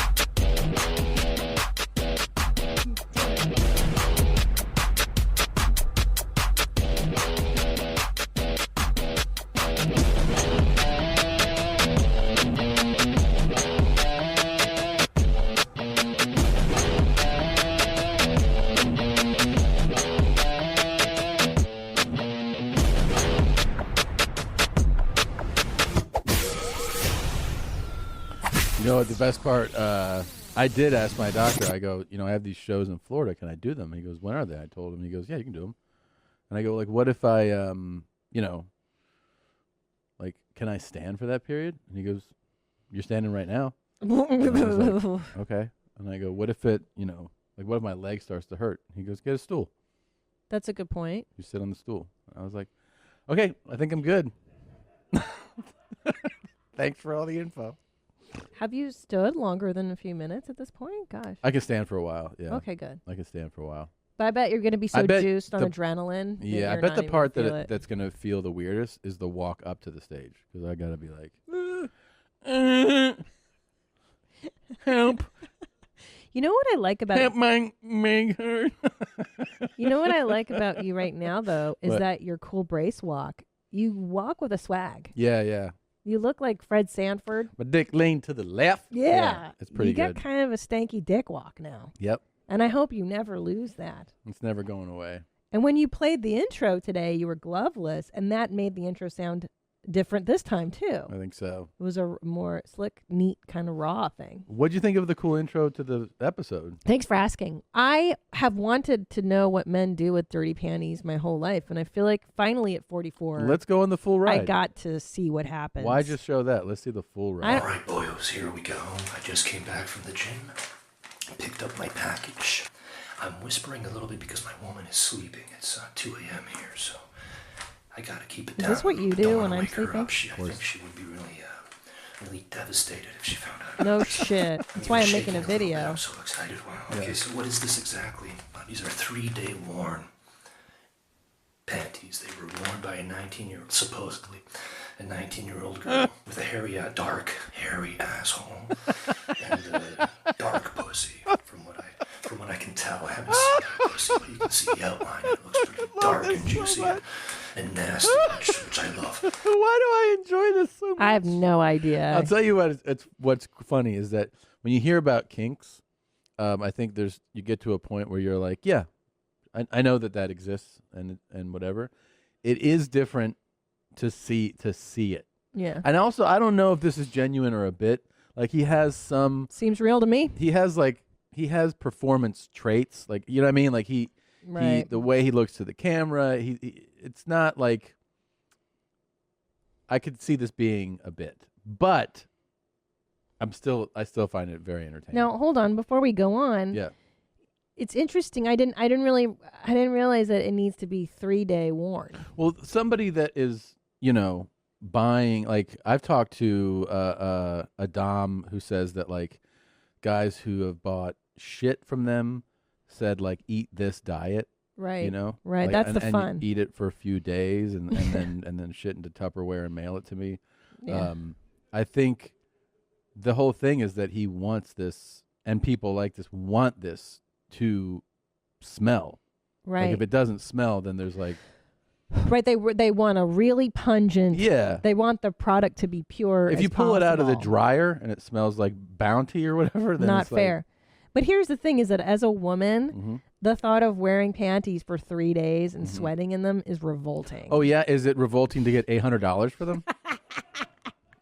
Wait, and how nasty is this bitch that she had dookie spots too? He probably was like, fart as much as you can in these. I mean, it is rare for me to get dookie spots. Bet.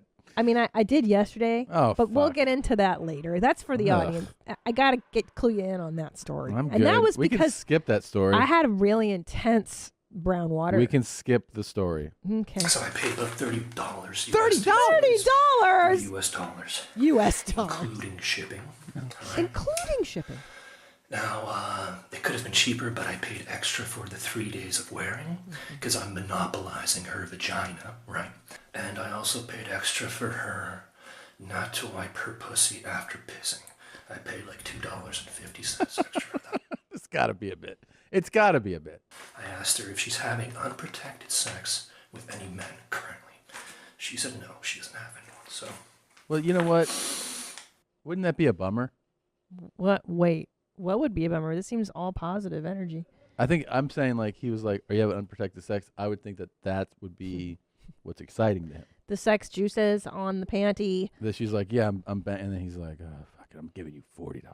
Well, hey man, I'm a little bummed, and it's $30 with shipping. As we all know, shipping costs are pretty expensive. This lady's prices are $20 essentially. Now hold on, too. Think about it. As a woman, not wiping every time we make sissy, dangerous. That's how you get And what's infections. the real lesson in all this? Front to back. The real lesson in all of this is that it appears that the woman is 19, and that's why she doesn't know better. That's so and true. That's who you need to target. So if you want to take advantage of somebody true. and price gouge them, go for teens. And he said U.S. dollars, which lends me to believe that these might be foreign Leads women. you to believe. However, because he specifies U.S. dollar, so maybe he went overseas to procure these panties. Is this don't like know. a Philippines tie? Oh boy, Here we go. he's so jazzed. Not much funk. Yeah. They're not from a 19-year-old, I guarantee you. My man works out. He's definitely in good shape.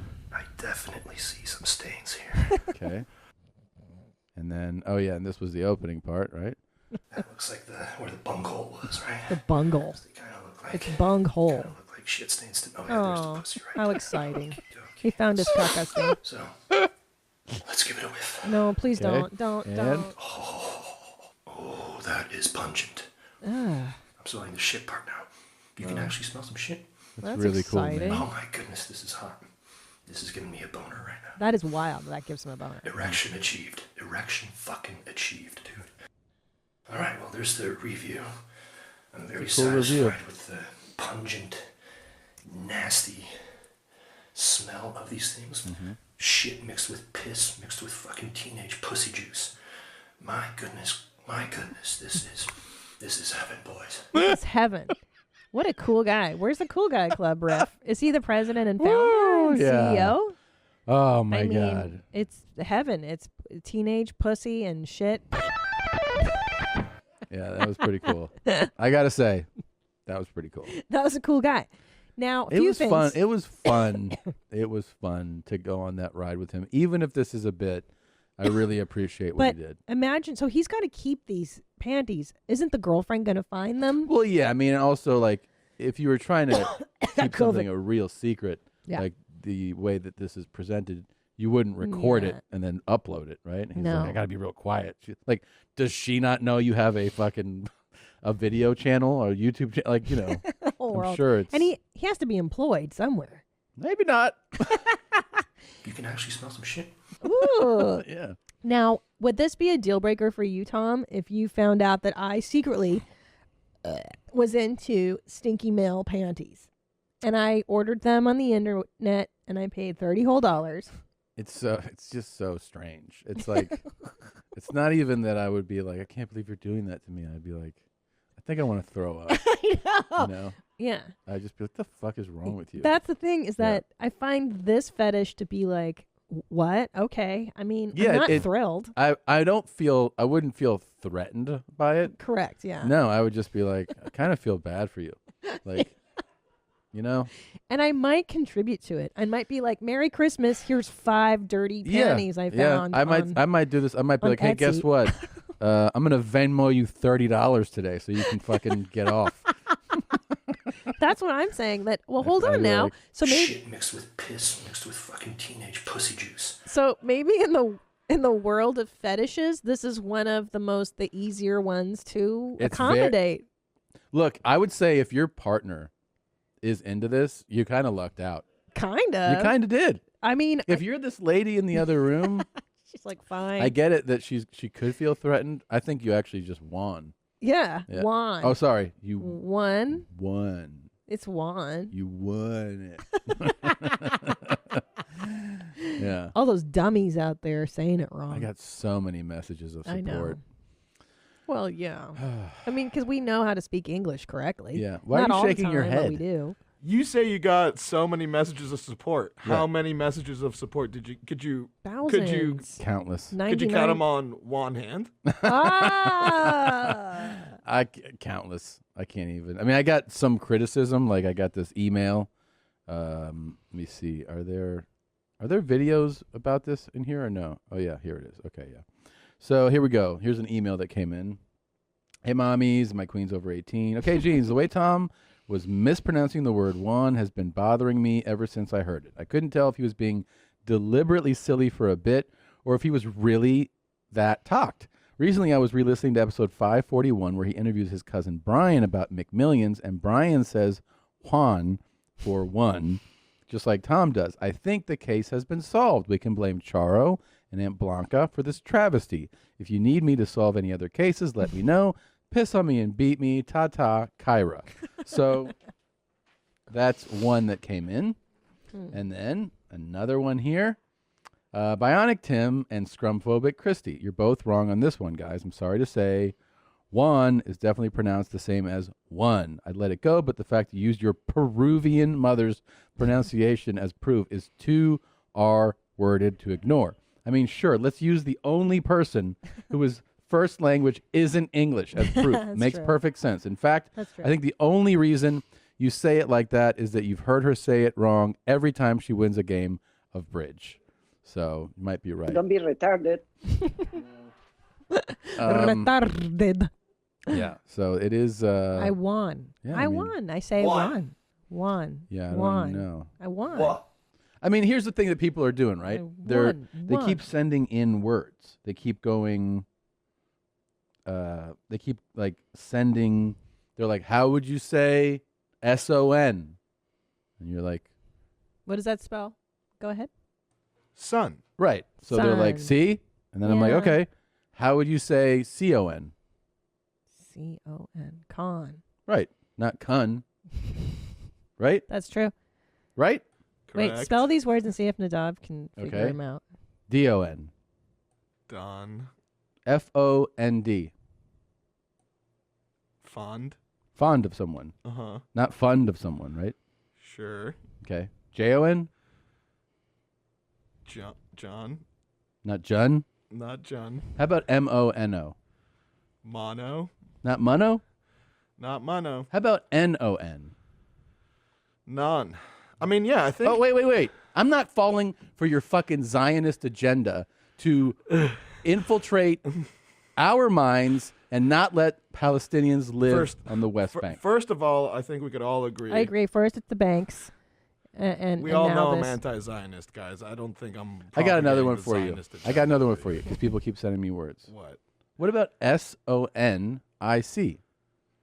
SONIC? Yeah. Sonic? Oh. Yeah. But it's not Sonic. Not Sonic. Not Sonic. Well, yeah, I mean, I think everyone knows that English is the easiest language to learn that has no special rules involving tons of words. Do you know what the only thing that actually is the most annoying about this whole thing?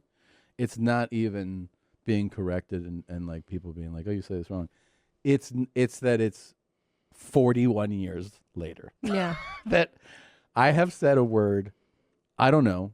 I feel like it has to be like 5,000 times. I know. And not one time until our live show did somebody go, hey, man, you're saying that all fucked up. I know. I feel dumber the older I get. I thought I knew stuff, and then I'm like, I've been saying this shit wrong. I've been doing this wrong. Forever. We have 3 more words that are confusing for lots of students. But in America, I'm in America. typical American pronunciation Okay. is very different for all of these. So here we have want. Want. Want. Want. Wah. So Want. let's just concentrate on the W-A. Want. Wah. Wah. Wah. Won't. Won't. Won't. Won't. Won't. Won't. Whoa. Whoa.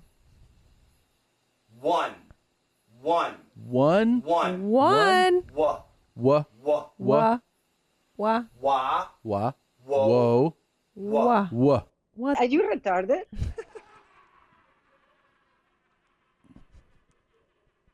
I think I'm fully talked.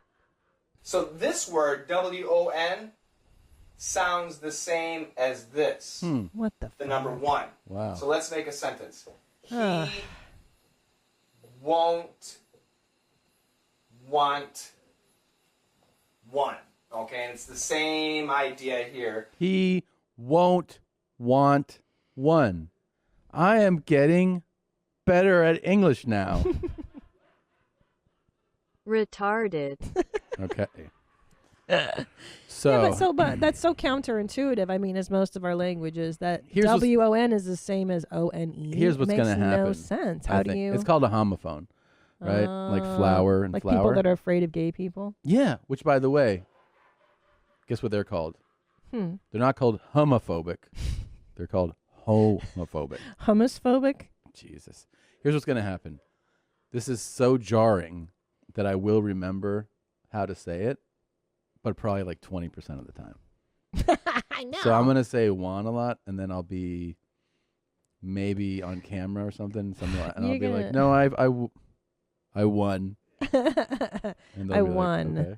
And also because of Nobody the fucking nobody. Nobody tells you, but Not one friend. And you guys like your family, yeah, but like not one friend. I mean, I can't tell you how many times I've run into like Joe Rogan and been like talking about fights, and I'll be like, "Who won?" No, and he didn't go, "What?" But does he say one or one? I don't know. I think it's because it's hard to it's hard to pick up on. Because it's like a quick, short it's word. It's very quick, and like I was watching all these pre-tapes, just QCing it before we went with the live show. It didn't pick up on me, and then Annie saw it, and he's like, "Yo, why is he saying one like that?" I was like, "What are you talking about?" And So he noticed. He noticed, and then once someone else like it gets like picked up on, Yeah. you can't unhear it. Wow. Yeah, it was a really like. I didn't even get it at first when we were doing the show. I was like, "What are you talking about?" You seemed very upset. Well, I thought you guys were fully talked. You know. Well, I agree, Tom. I'm a little upset that I was saying ambidextrous. I mean, you corrected Combative. me. You corrected me on that, Yeah. thankfully. But that's a whole lifetime sounding like an idiot, retard, and no one tells me. And then chewing gum, I was saying that for 40. sun visor. And sun visor. You also and weren't drying off after showers. That was crazy, and that was 43 years of That, my I got to life. tell you, that was very disturbing. I know. That was very. Let me tell you about yesterday. And then though. I was like, "Isn't it horrible to be Horrible. wearing wet like clothes when you're wet?" And she was like, "Yeah." I was like, "Why wouldn't you dry off?" She was like, "Never thought about it." Such an asshole, and I still have to force myself to dry off. I force it. Wet socks this you were morning. wearing? Yep, wet. Sometimes yoga pants. I would try to get into my Lululemons wet. I was so stupid. So let me tell you about yesterday in Austin Airport. Yeah. Before I went to the aeropuerto, I had some lovely Brussels sprouts and a piece of fish, and it was greasy. So I was a little concerned. And as I was going through Securita, I started to feel a little nauseous and sick. And that's how I know I got a brown. So I go to my friend. I go, "Listen, I got a shit. This is a level 10 emergency." It was that bad? It felt like when you can tell it's just going to be water, like just brown water. You can just, I mean, Whew. I've felt it quite a bit lately. Yeah.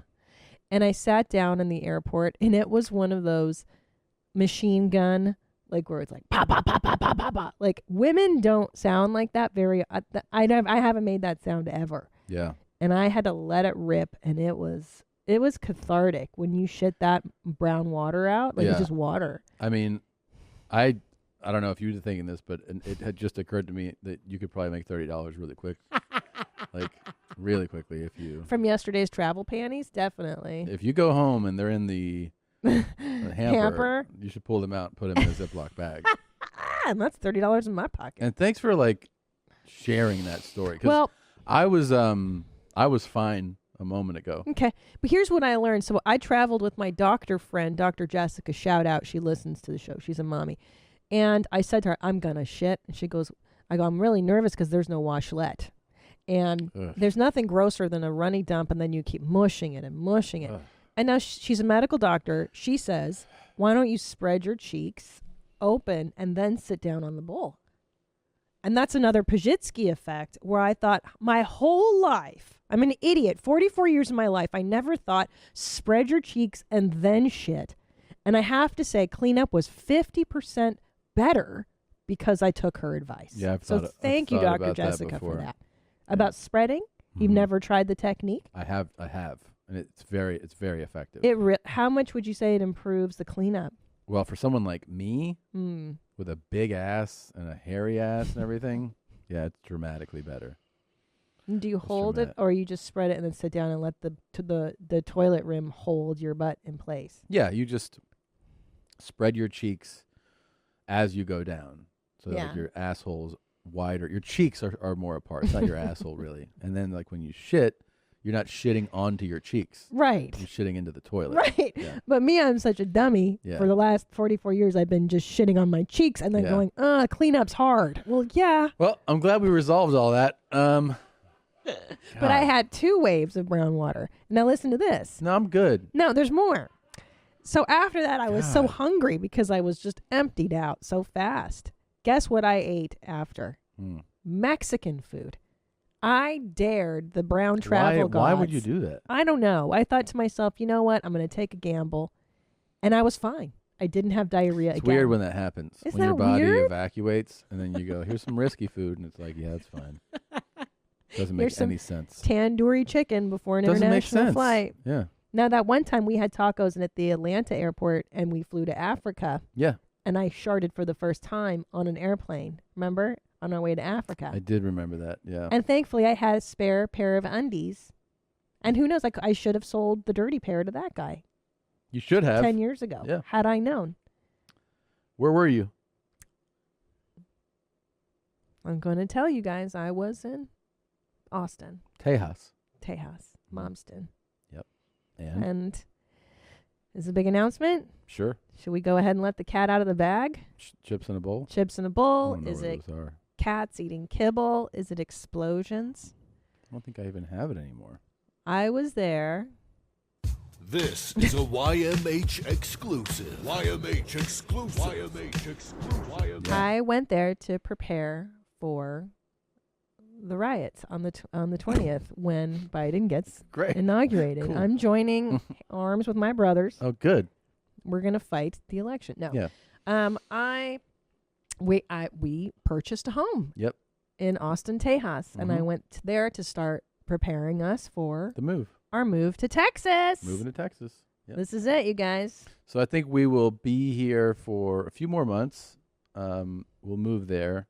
But the idea is also, at least for a while, to keep this space so we have the ability to come here and, see out, hopefully as things get better, having guests here again, Los Angeles-based guests who, we work with a lot, but also have an Austin place. That's right. So, yeah, we're really excited. Honestly, really excited about it. So excited. And you know me, I'm a diehard Angelino, but our city has gone through so much hell this year. It's really been horrendous, and it gives me great sadness to leave my city of origin. But I'm really excited for Austin. Me too. The people are lovely. It's just been heaven to go and I'm excited visit. for a change, and I'm excited for, like, the adventure of a move. Like, I moved a lot, as a kid, and as an adult, obviously less. I mean, moved within cities and stuff, a few times. But when you move like this, it does feel like an adventure, and I think it's kind of like living, like that's life. Yeah, it is. But yeah, I'm very excited. I just think it's a beautiful place, and I think we're going to be really happy.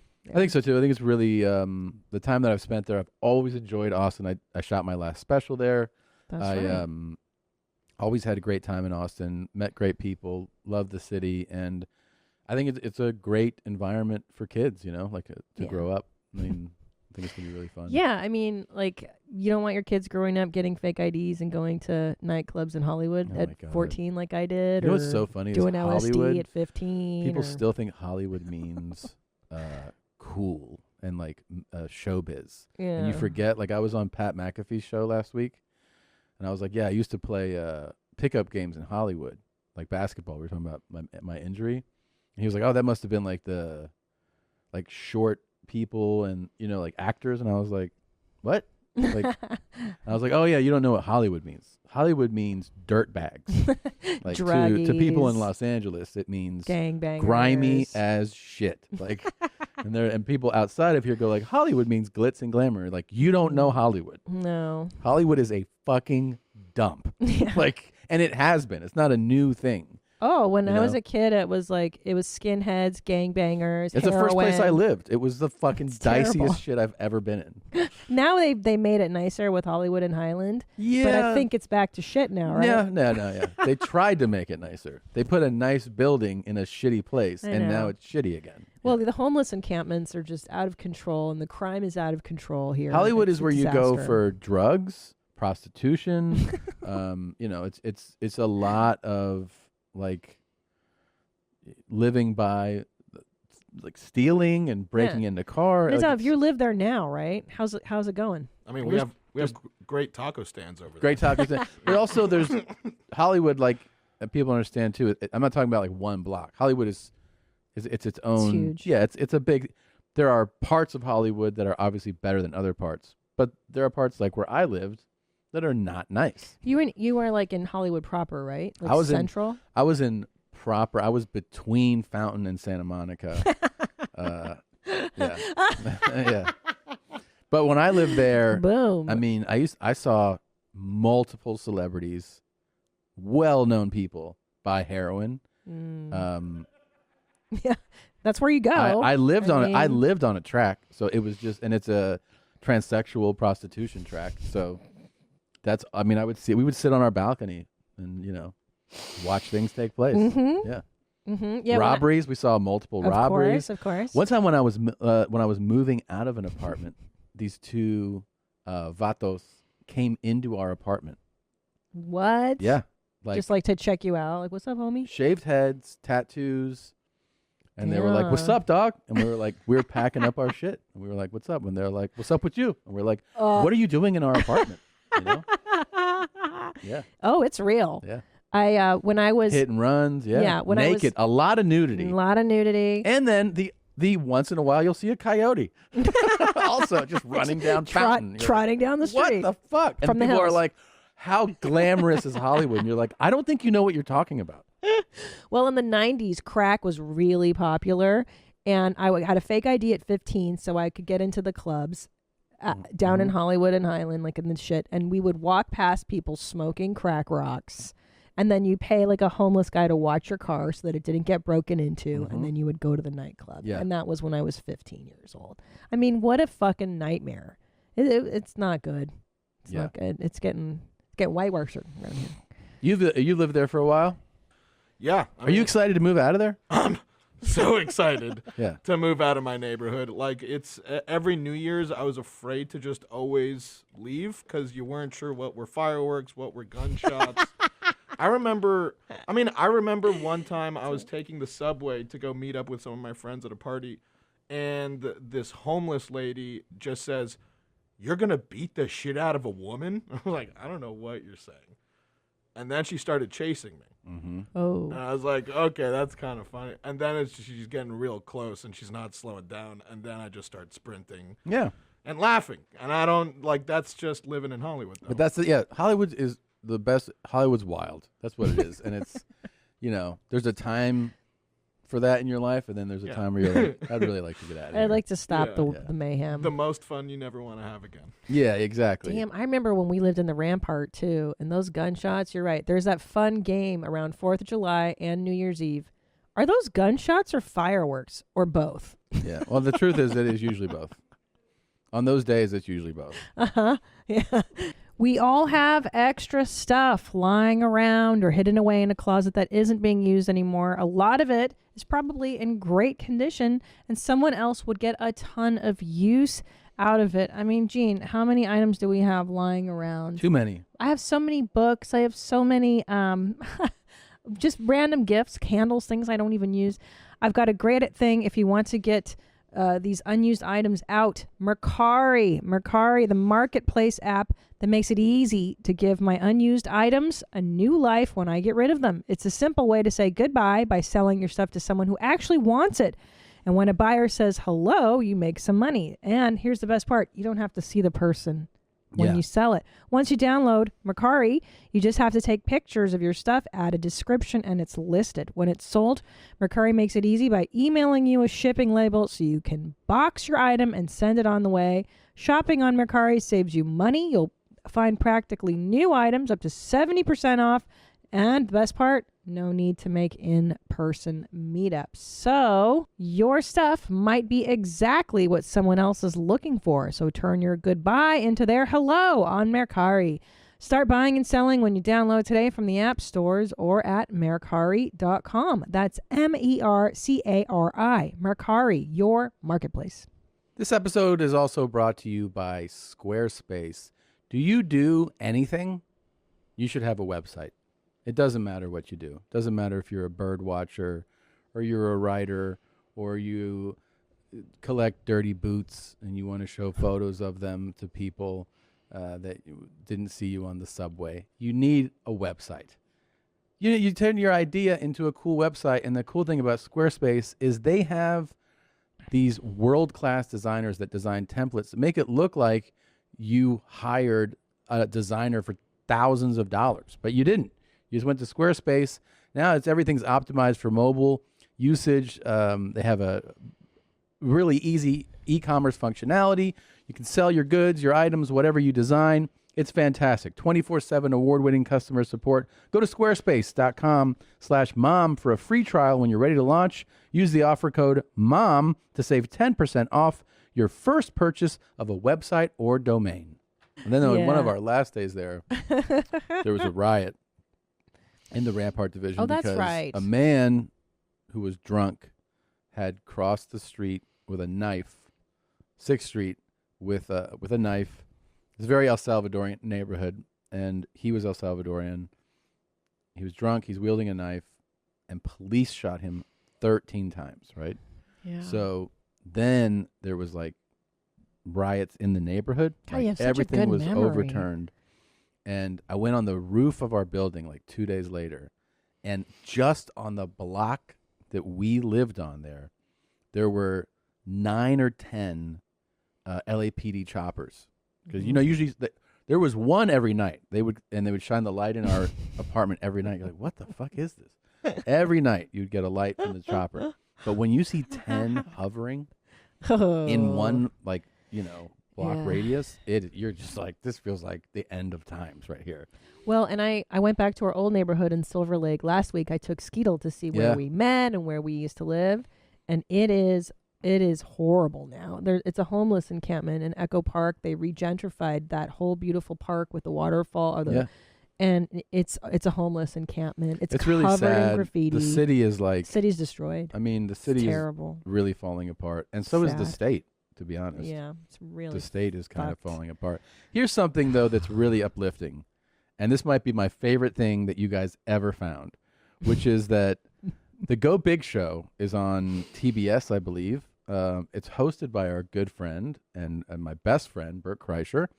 It's got Snoop Dogg. And so during a wrestling show, the commentators are promoting Go Big Show. And check this out. Snoop and Cody Rhodes, a part of Go Big Show. Set your DVRs now to watch Snoop, Rosario Dawson, Jennifer Nettles, Cody Rhodes, and Bert Kreischer. And then the guy corrects him. 9/8/7 Central on TBS. Bruce Kreischer. Sorry. Bruce Kreischer. Yeah. Bert Kreischer. Bert Kreischer. Bruce Kreischer. Guess what? Those will be played to the end of time. That did lift my spirits. Thank you. Wasn't that great? That was great. Bruce. I never heard Bruce Kirshner. Oh, my God. Bruce Kreischer. That's a new one. Kreischer. I mean. Bert Kreischer. Bert Kreischer. You got to change the Two Bears intro for that. Yeah. Tom Segura and Bert Kirshner. Bruce Kreischer. Bruce. Is Bruce just... Bruce Kreischer. When you hear the word Bruce, don't you just think it's automatically... I'm a faggot. Yeah. Yeah. Don't you automatically think that Bruce is a gay name? Of course. Right? Yes. Like you just have to be gay if you're named Bruce. Oh, yeah. Bruce Kreischer. Yeah, wait, play that drop again of him saying that. I'm a faggot. Bert Kreischer. That's my favorite shit ever. Bert Kreischer. He is weirdly checked out enough where he might not know about that, which is so fun. You know? Bruce? Bruce Kirscher. Yeah. How do people mess up his name so much? It's not that crazy. It's not that crazy because you know it, but I think seeing the EICHE, the German spelling. Yeah, it just intimidates people. They just it is see it and they're really like, crowdy. I mean, I've told you, I've been on the. I mean, my last name is phonetic. Yeah. And I've had people be like, "Hi, Mister," like customer service. "Hi, Mister." I'm like, "What?" And they're like, "I don't even know how to say it." I'm like, "It's right. It's not that." Well, and what makes me so crazy is that like half our country is. I mean, there's so many Latin people here. Mm-hmm. How do you not know that's a Latin? I mean, you have to be in such a. Yours is super intimidating. Well, hey, and I never. And that was smart of you to go to P. Oh yeah. Yeah, Christina P. Who the fuck can say my last name? Yeah, and I it's don't like blame nobody that. wants. You know what? Like It's somebody too sees that much. last name, they're like, you know what? I don't even want to get involved with this person. I don't blame That's them. what if I see like KRY ZI, I'm like, I don't even want to know this person. Well, even what's his name, Krasinski, that actor from John the. Krasinski, I'm like, yeah. wow, that's pretty crazy. He kept that. He kept it. I mean, everybody in sports, everybody knows Mike Krzyzewski. Yeah. But like, that's a horrible pronunciation. You know It's what I mean? terrible. And you only know how to pronounce it because he's so famous. Yeah. Like they say it so many times, you're like, okay, Yeah. I get how to say it. But I wish he Yeah. would be like, yeah, I'm just. Well, they call it Coach K Court. Like See? that's what they call it, Coach K Court at Duke. Yeah, it's silly. It's punishing to do that to people. It is. We Hey should. there, YouTube. I am a philosophical, intellectual. I consider myself a genius. Oh. Also, I'm a formal journalist, but as of right now, I am a philosophical, intellectual genius. And also, this here is my stuffy buddy, Terry the Tiger. I'm a demi-boy, which means my gender is halfway between agender and cis male. So, my pronouns, you can either call me he, him, that's fine. You can also do they, them, that's also fine. And for my buddy here, Terry the Tiger is a gender. I'm not going to assign a gender to my stuffy buddy. I prefer, with pronouns as far as Terry the Tiger goes, use Z, zim, Z, there, the Z pronouns, as I call them. Yeah.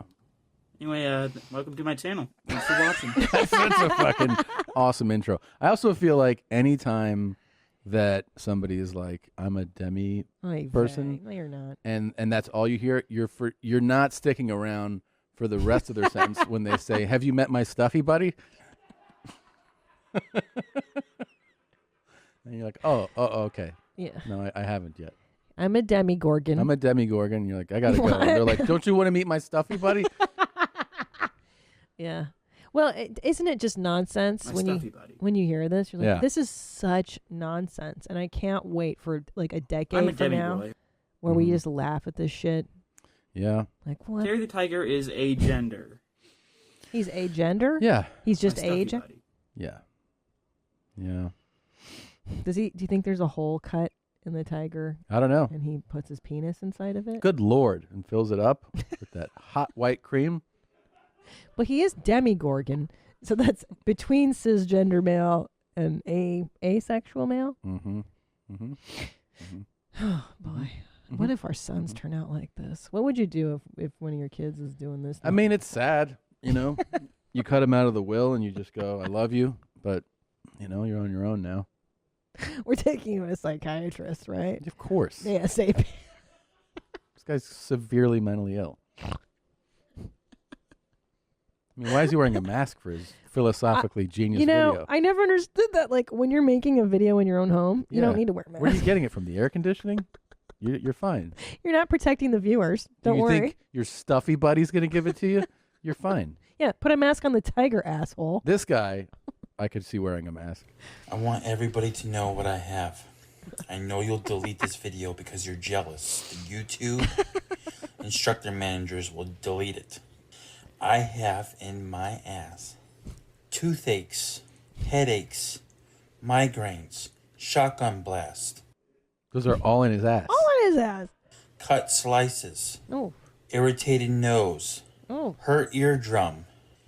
When you have a cold sore and it hurts really bad. I hate that. Or if you have acne and it hurts. Yeah. I have all that in my ass. How do you have that all in your And ass? guess what? I have a dildo coming in the mail. I've been using toilet paper. Shoved up.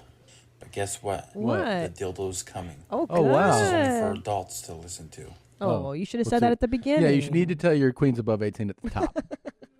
Yeah, You can't what reach out in the middle of the video. Yeah, what if my kid was watching this video? Jeez. Everything I said was not bad. I'm just telling you what I have. You that have everything don't in your have. ass. The she-males don't have it. Oh. Malenko does. Malenko? Get it through your thick skull. Stupid. Coward. Well, you know what the fucking fun thing is? I just realized here. This is a message to one person. Oh, Malenko? This is like an actual. It's one of those things where it's like, get it through your head. He's telling one person. It's a retaliation. It's video. You know how you used to have everything in your ass? Everything's in my ass now. I have all that in my ass. Right. So what's the It's first? a brag. This is a humble brag. Right. So what's the first guy's video? I He's don't like, know. No man, I got. coming. Yeah. He's like, I got so much shit in my butt. He's like, I got shit in my butt, bro. Yeah. And I got a dildo coming. I'm gonna put that dildo. So is the debate? I'm just trying to wrap my head around this. Yeah. The debate is I've got more stuff in my butt than you. Yeah. This is like, I think it's an old roommate who used to keep all kinds of things in his ass. And this guy got jealous. And then he goes, guess what, motherfucker? Malinkin. Guess whose ass is full now? I have a dildo coming in the mail. Yeah. So he's like, I can put all the stuff in my butt. Yep. Oh, good for you. Yeah. Good for pretty- you. Do you ever pretty have a rad. cold sore in your butt? I don't think I've had a cold sore in my butt. I Those haven't. are painful. Yeah. How do you get a job here, there fuckface? Hey, can we talk about Chris for a minute? Yeah, he's a really good guy.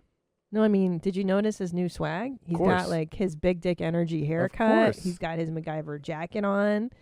It's like BDE, man. Yeah, he's Chris is. What happened, Chris? You got some swag going. We took a break. That's what happened. I got some time off. And Did you donate your hair?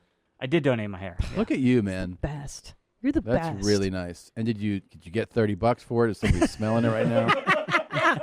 Pubes too. No, Did you it's not donate? a donation if you get if you Oh, get paid for it. But I mean, somebody was like, "I'm gonna jerk off to this hair," though, right? I mean, probably. Okay. Some poor cancer kid.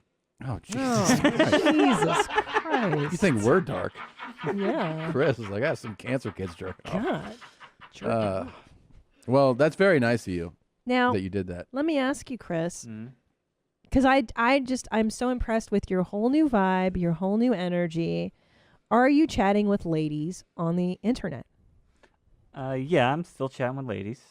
Okay. Still trying to find the one. That's so exciting. Guess what? What? She's in Texas, dog. Let's hope. Hook 'em. That's so you're on the Instagram? Yeah. What's your handle? Every time.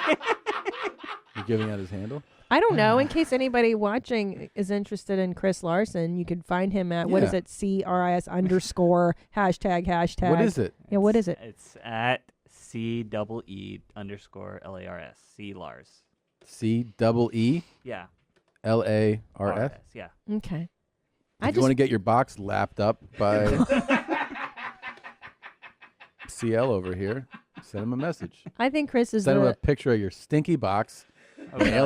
Mail him your underwear after 3 days of farting, and Well, I think Chris Larson's such a great guy, and I Yes. just want to see him find a nice girl. He maybe will. maybe a few not so nice girls in the beginning. Yeah, he's got to just Bust nuts. Well, he's got to figure out like that's not a nice lady, but he's got to figure it out. And then, but I want you to find your wife Wow. through your DMs. Jesus, To it's your, a big your ask. mom's house. Yeah. Okay, It's a lot of pressure. I'm a lot of so pressure. I'm so excited about this new Chris Larson. I love it. It's great. Yeah. All right, I for got you. something to watch here. Ready? Okay. Oh, yeah. Mhm. This is a horrible or hilarious. All right, we decide. Here we go. I haven't seen it. Looks like there's a clock tower and there's a crane that's bringing a clock. Holy shit! So I don't think anybody was hurt. So Which I'm it- gonna give it a hilarious. It's a fun new lane of horrible or hilarious where no one gets hurt or dies. But it looked like the clock dropped on the man on the platform at first, right? But he's okay. Yeah. He's okay. He's fine. He's fine. I like stuff dropping from high places. That looks like that weighs a lot. That's a major fuck up. I mean, that's holy expensive. shit. Yeah. Yeah, they're it's using bad. a crane. It's bad. And it's like, hey, bring it down, Jimmy. Oh yeah. Ooh, it looks yeah, like hits it the does hit the platform. tire. Yeah. Oh fuck. Look at that. Oh, Fuck, that shit we're gonna broke. need another one. All right, here's another horrible or hilarious. Ready? Ooh, just the label here makes me feel like this could be bad. Somebody's getting into an elevator. Somebody. Oh no. Oh, is really drunk. Someone's gonna barf.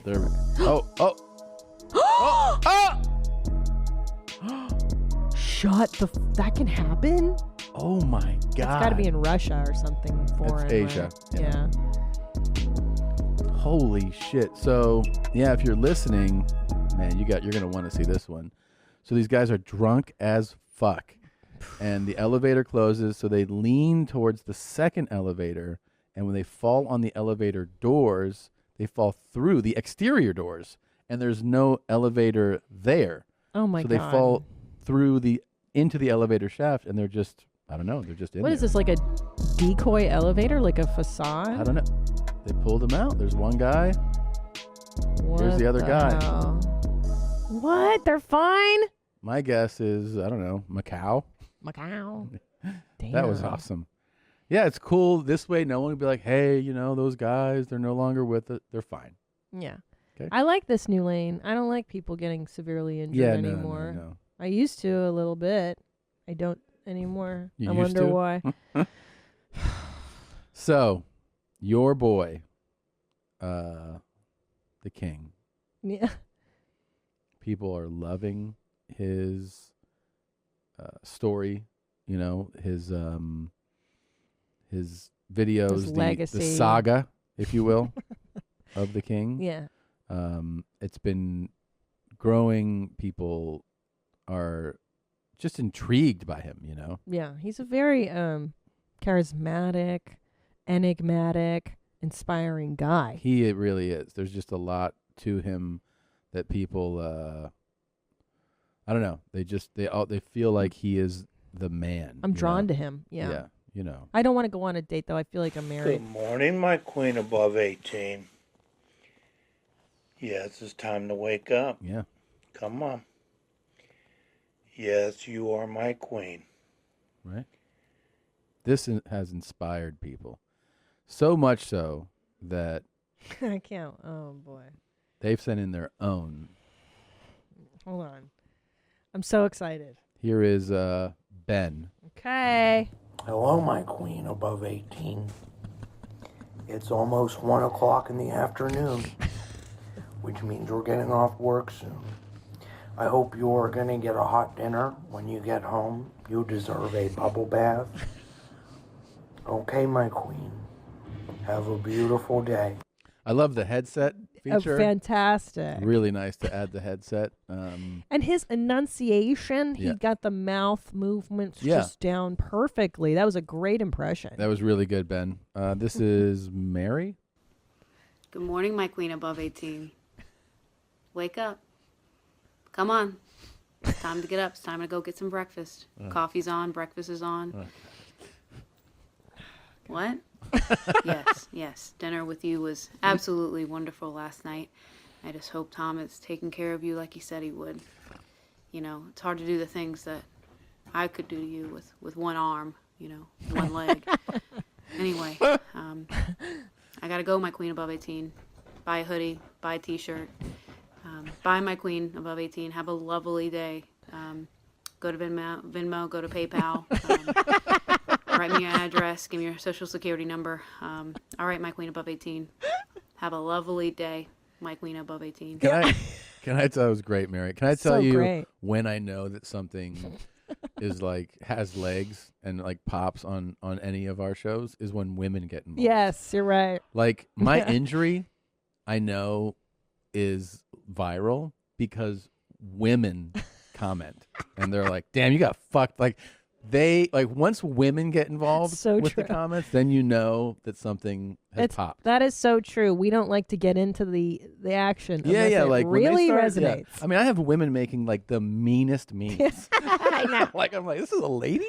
Yeah. Because usually it's guys, guys are the ones that, that usually comment, that critique you, that Yes. all that comes from men. But when it breaks into women for our show and It's our real. world, it's like that's the Heather the fakes indicator. it. Heather fakes it on She Instagram. does great stuff. She does some savage work. she does She's great doing stuff. great. This chick, by the way, let me tell you what I really like about her. Yeah. She did the drawn out, long, repetitive nature of it. She got the background perfectly. I mean, I think this is like identical to what the King has, right? Yeah, well, definitely hovering over hovering. is great. Yeah. And yeah, she just nailed it. And she had good points and like did great. she's like, I don't know if he can do what you only got one arm. That's great. That's Yeah. great. Who do we have here? This is Razvan. Okay. Time to wake up, my queen. Come on, my queen above 18. Open them beautiful eyes. There you go. He's duetting it. You are so beautiful. I just love my queen above 18. It's fantastic. Well, good morning. All right, my queen. I'll go down and put your breakfast on. I'll get you some nice hot cup of coffee.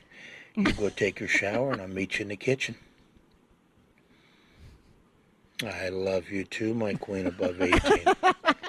I will see you in a little bit. Oh man. Yes, you look beautiful. This is another one you got to see. All right, I'll talk to you in a little bit. Wow. That's really good. He did a duet, so the screen is split if you're listening. And as the King gives his speech, this young man was just smitten with it. Just rolled around in his blanket, just so happy. And he's shirtless too, Yes. which was just brilliant. It's That was perfect. really funny. Here's another one. This That's is really funny. A King POV from James. Ready? Yeah. Good morning, my queens above 18. I have a bone to pick with you liberals out there who keep calling the King creepy. I don't understand what it is about my videos you could possibly find creepy. I'm just trying to get legal, consenting queens above the age of 18 to send me videos privately, and you keep harassing me. Grow up. That's a good point. That was very good. That was very good, James. And I love the person who's smothered and suffering in the background. That was a really nice touch. The queen above 18 behind him. Do you know who That's made that video? outrageous. Can you tell me who made the Curb video? The one that I sent you from the. 1 second, we'll Yeah. find out in a second. Yeah, so those are really great. Thank you for sending them in. Keep sending those in. You know. By the how- way, so did you get a lot of compliments You know when how you the queen wore loves her videos. your Queen Above 18 Oh, hoodie? listen, it was a crowd pleaser. The mommies really took to it. I got a lot of people. What about in public? You know, you walk around, people were like, "Hey, that's a really nice sweatshirt." Well, they're like, Nice she has hoodie. a really high opinion of herself to call herself a queen. And Good morning. people like that I said good morning with my sleeve and stuff like that. It was really nice. Yeah. They're like, "Oh, Amazon smile. It's a really good design." And I'm going to start wearing the sweatpants. So it's going to be a complete outfit Complete pretty outfit. soon. Yeah. Mhm. Yeah. Okay, so you don't like watching my injury, but this one was really funny. Frankie Ippolito at Frankie IPP. I just saw this on Twitter, and we had to like mute part of it for the YouTube part. So if you want to see the way that it's made, that he made it, you go to my Twitter and you can see or his Twitter to see it. But here's he went and found this. He said he remembered this, and I didn't even remember this, so it made me laugh. let me see. But you're gonna see the injury too. Okay. All right. Someone you wish you could switch places with for a day. I don't know. I mean, wouldn't you love to be able to dunk? Just anyone that can dunk?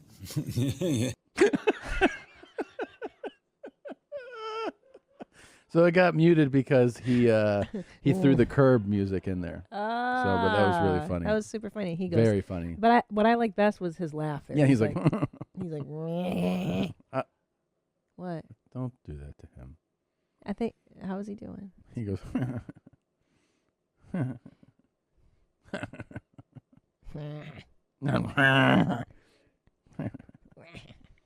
tell me what you're seeing. You looked really handsome on that Larry King interview. That was a handsome Yeah, day. I It's a good noticed that. jacket. The color was really good on you. That blue really popped. Makes your eyes come out nicely. I like that. Yeah. Oh, they you know how he never How do you get a job here, there fuckface? stops contributing. Touching my camera through the Put your fence, teeth you up, fat. Come faggot. on. I mean, I have to say, for somebody who's passed away, he's contributed more to our show than anybody. He's amazing. So Fed Smoker apparently stopped into a newspaper's like the office of a small town newspaper and was like, "Hey." He had something to say to them. I've never seen this. I just saw the little blurb here about it. How does he find I thought you said he wasn't here and stuff like that. He was busy because he just got back today. He doesn't look very busy in there. Well, it looks like he just... Oh, hi, Steve. How you doing, brother? Nice to meet you. God bless you. I'm Stephen Woody. I'm Colonel Peterson. I'm a retired CI double agent for the Nebraska State Patrol. Jesus. The fact that he consistently says CI double agent is so amazing. Well, and just CI double agent. I'm a Central Intelligence double agent. How does he even come up with that shit? And then he says Nebraska State Patrol. Completely different thing. Well, he's a man of I everything. was a police officer. I mean, I was an agent for national intelligence. He's everywhere. But hold on. I mean, how does he pick these battles? What could have possibly prompted? He's out of his mind. He's just always into bullshit. Yeah. Your meth is just getting you going. Oh, so he's just, he's just always ready to go, you know? And if you don't have a place to clean or a job to do, you're just like, I'm going to stop by this newspaper. I'd be like, I have a story. God. I've been taking cops down for a long time on my own for 17 years. And I've done so many of them up that a real conspiracy of cops have arranged for serious, weird people to attack my cars. You see it out there all smashed up. No one's taken this story, brother, for a long time. And I was thinking that maybe you guys will be honest and at least lay something down in case I do get killed. I'm not interested. Wow. How are you going to just dismiss a retired CI double agent with Nebraska State Patrol with a story like that? You're just going to be like, I'm not interested in the most compelling story I've heard in He years. didn't even want to see if the facts were true or not. Didn't want any information. Yeah. How do you turn down a story like that? That's that guy major has news. the same energy as the guy at the car dealership that didn't want to sponsor Connell to drive across the country. I know. Just not interested. You know how many papers you could sell on this story? That story would be on fire, man. It's upsetting. You wouldn't print nothing? No. What if they killed me? Would you say, well, to hell with that guy? I don't know you. Well, you don't? No. Okay. Well, I'm a human being of America. Do I matter at all, Wood? I'm just not interested, Ray. Okay. Well, who would I maybe get that to in case they do kill me? If I killed me, would you be interested? I can't tell you that. That's a hypothetical. Would you say, yeah, that guy was in my office. He said they were going to kill him. It's a good point Connell made. It's a good counterpoint. Like, would you be interested at all if I died? You know what? I think it's all back to Trump's business where, buddy, the law is bought off, okay? And the news is bought off, too. Who pays you off? Why don't you get out? Okay. Nobody pays me off. Nobody pays you off? No. You just free? I'm free. You're free. Okay, well, have a nice day. Good seeing you. He's such a dick. He's The guy is, so right? annoying. The newspaper guy, yeah, God. Yeah. That guy's such a dick to Connell. Yeah. What was your last Oh, name, it's Ray? Peterson. Conald Peterson. You can call the Nebraska State Patrol. Colin? Conald. Conald. C-O-N-A-L-D-E Peterson. Peterson. I'm sorry if I made you angry. Or did I make you angry at all? No, I'm just not. Yeah, I'm a reporter myself, Steve Woody, okay? Okay? All right. Thank Okay. you. Thank you, Colin. I report everybody. Okay. Okay? Okay, the name's Conald, C-O-N-A-L-D-E Peterson. Okay, got it. Okay? Who do you know you're going to send my way? Oh. Nobody. Take it easy. You just stamped the whole crew, cocksucker. You just stamped the whole crew. Everybody got the baby raper stamp? Damn. Wow. How scared would you I'm a be? retired CI double agent for the Nebraska State Patrol. How scared would you be if that guy came into your office and said that crazy shit to you? Yeah. See, what happens is that guy now, the other guy, the newspaper guy, is like, fuck. This guy has been in here, knows who's here, is unstable, is threatening. Now what? And exactly. So now he's like, so we're going to be hiring armed security.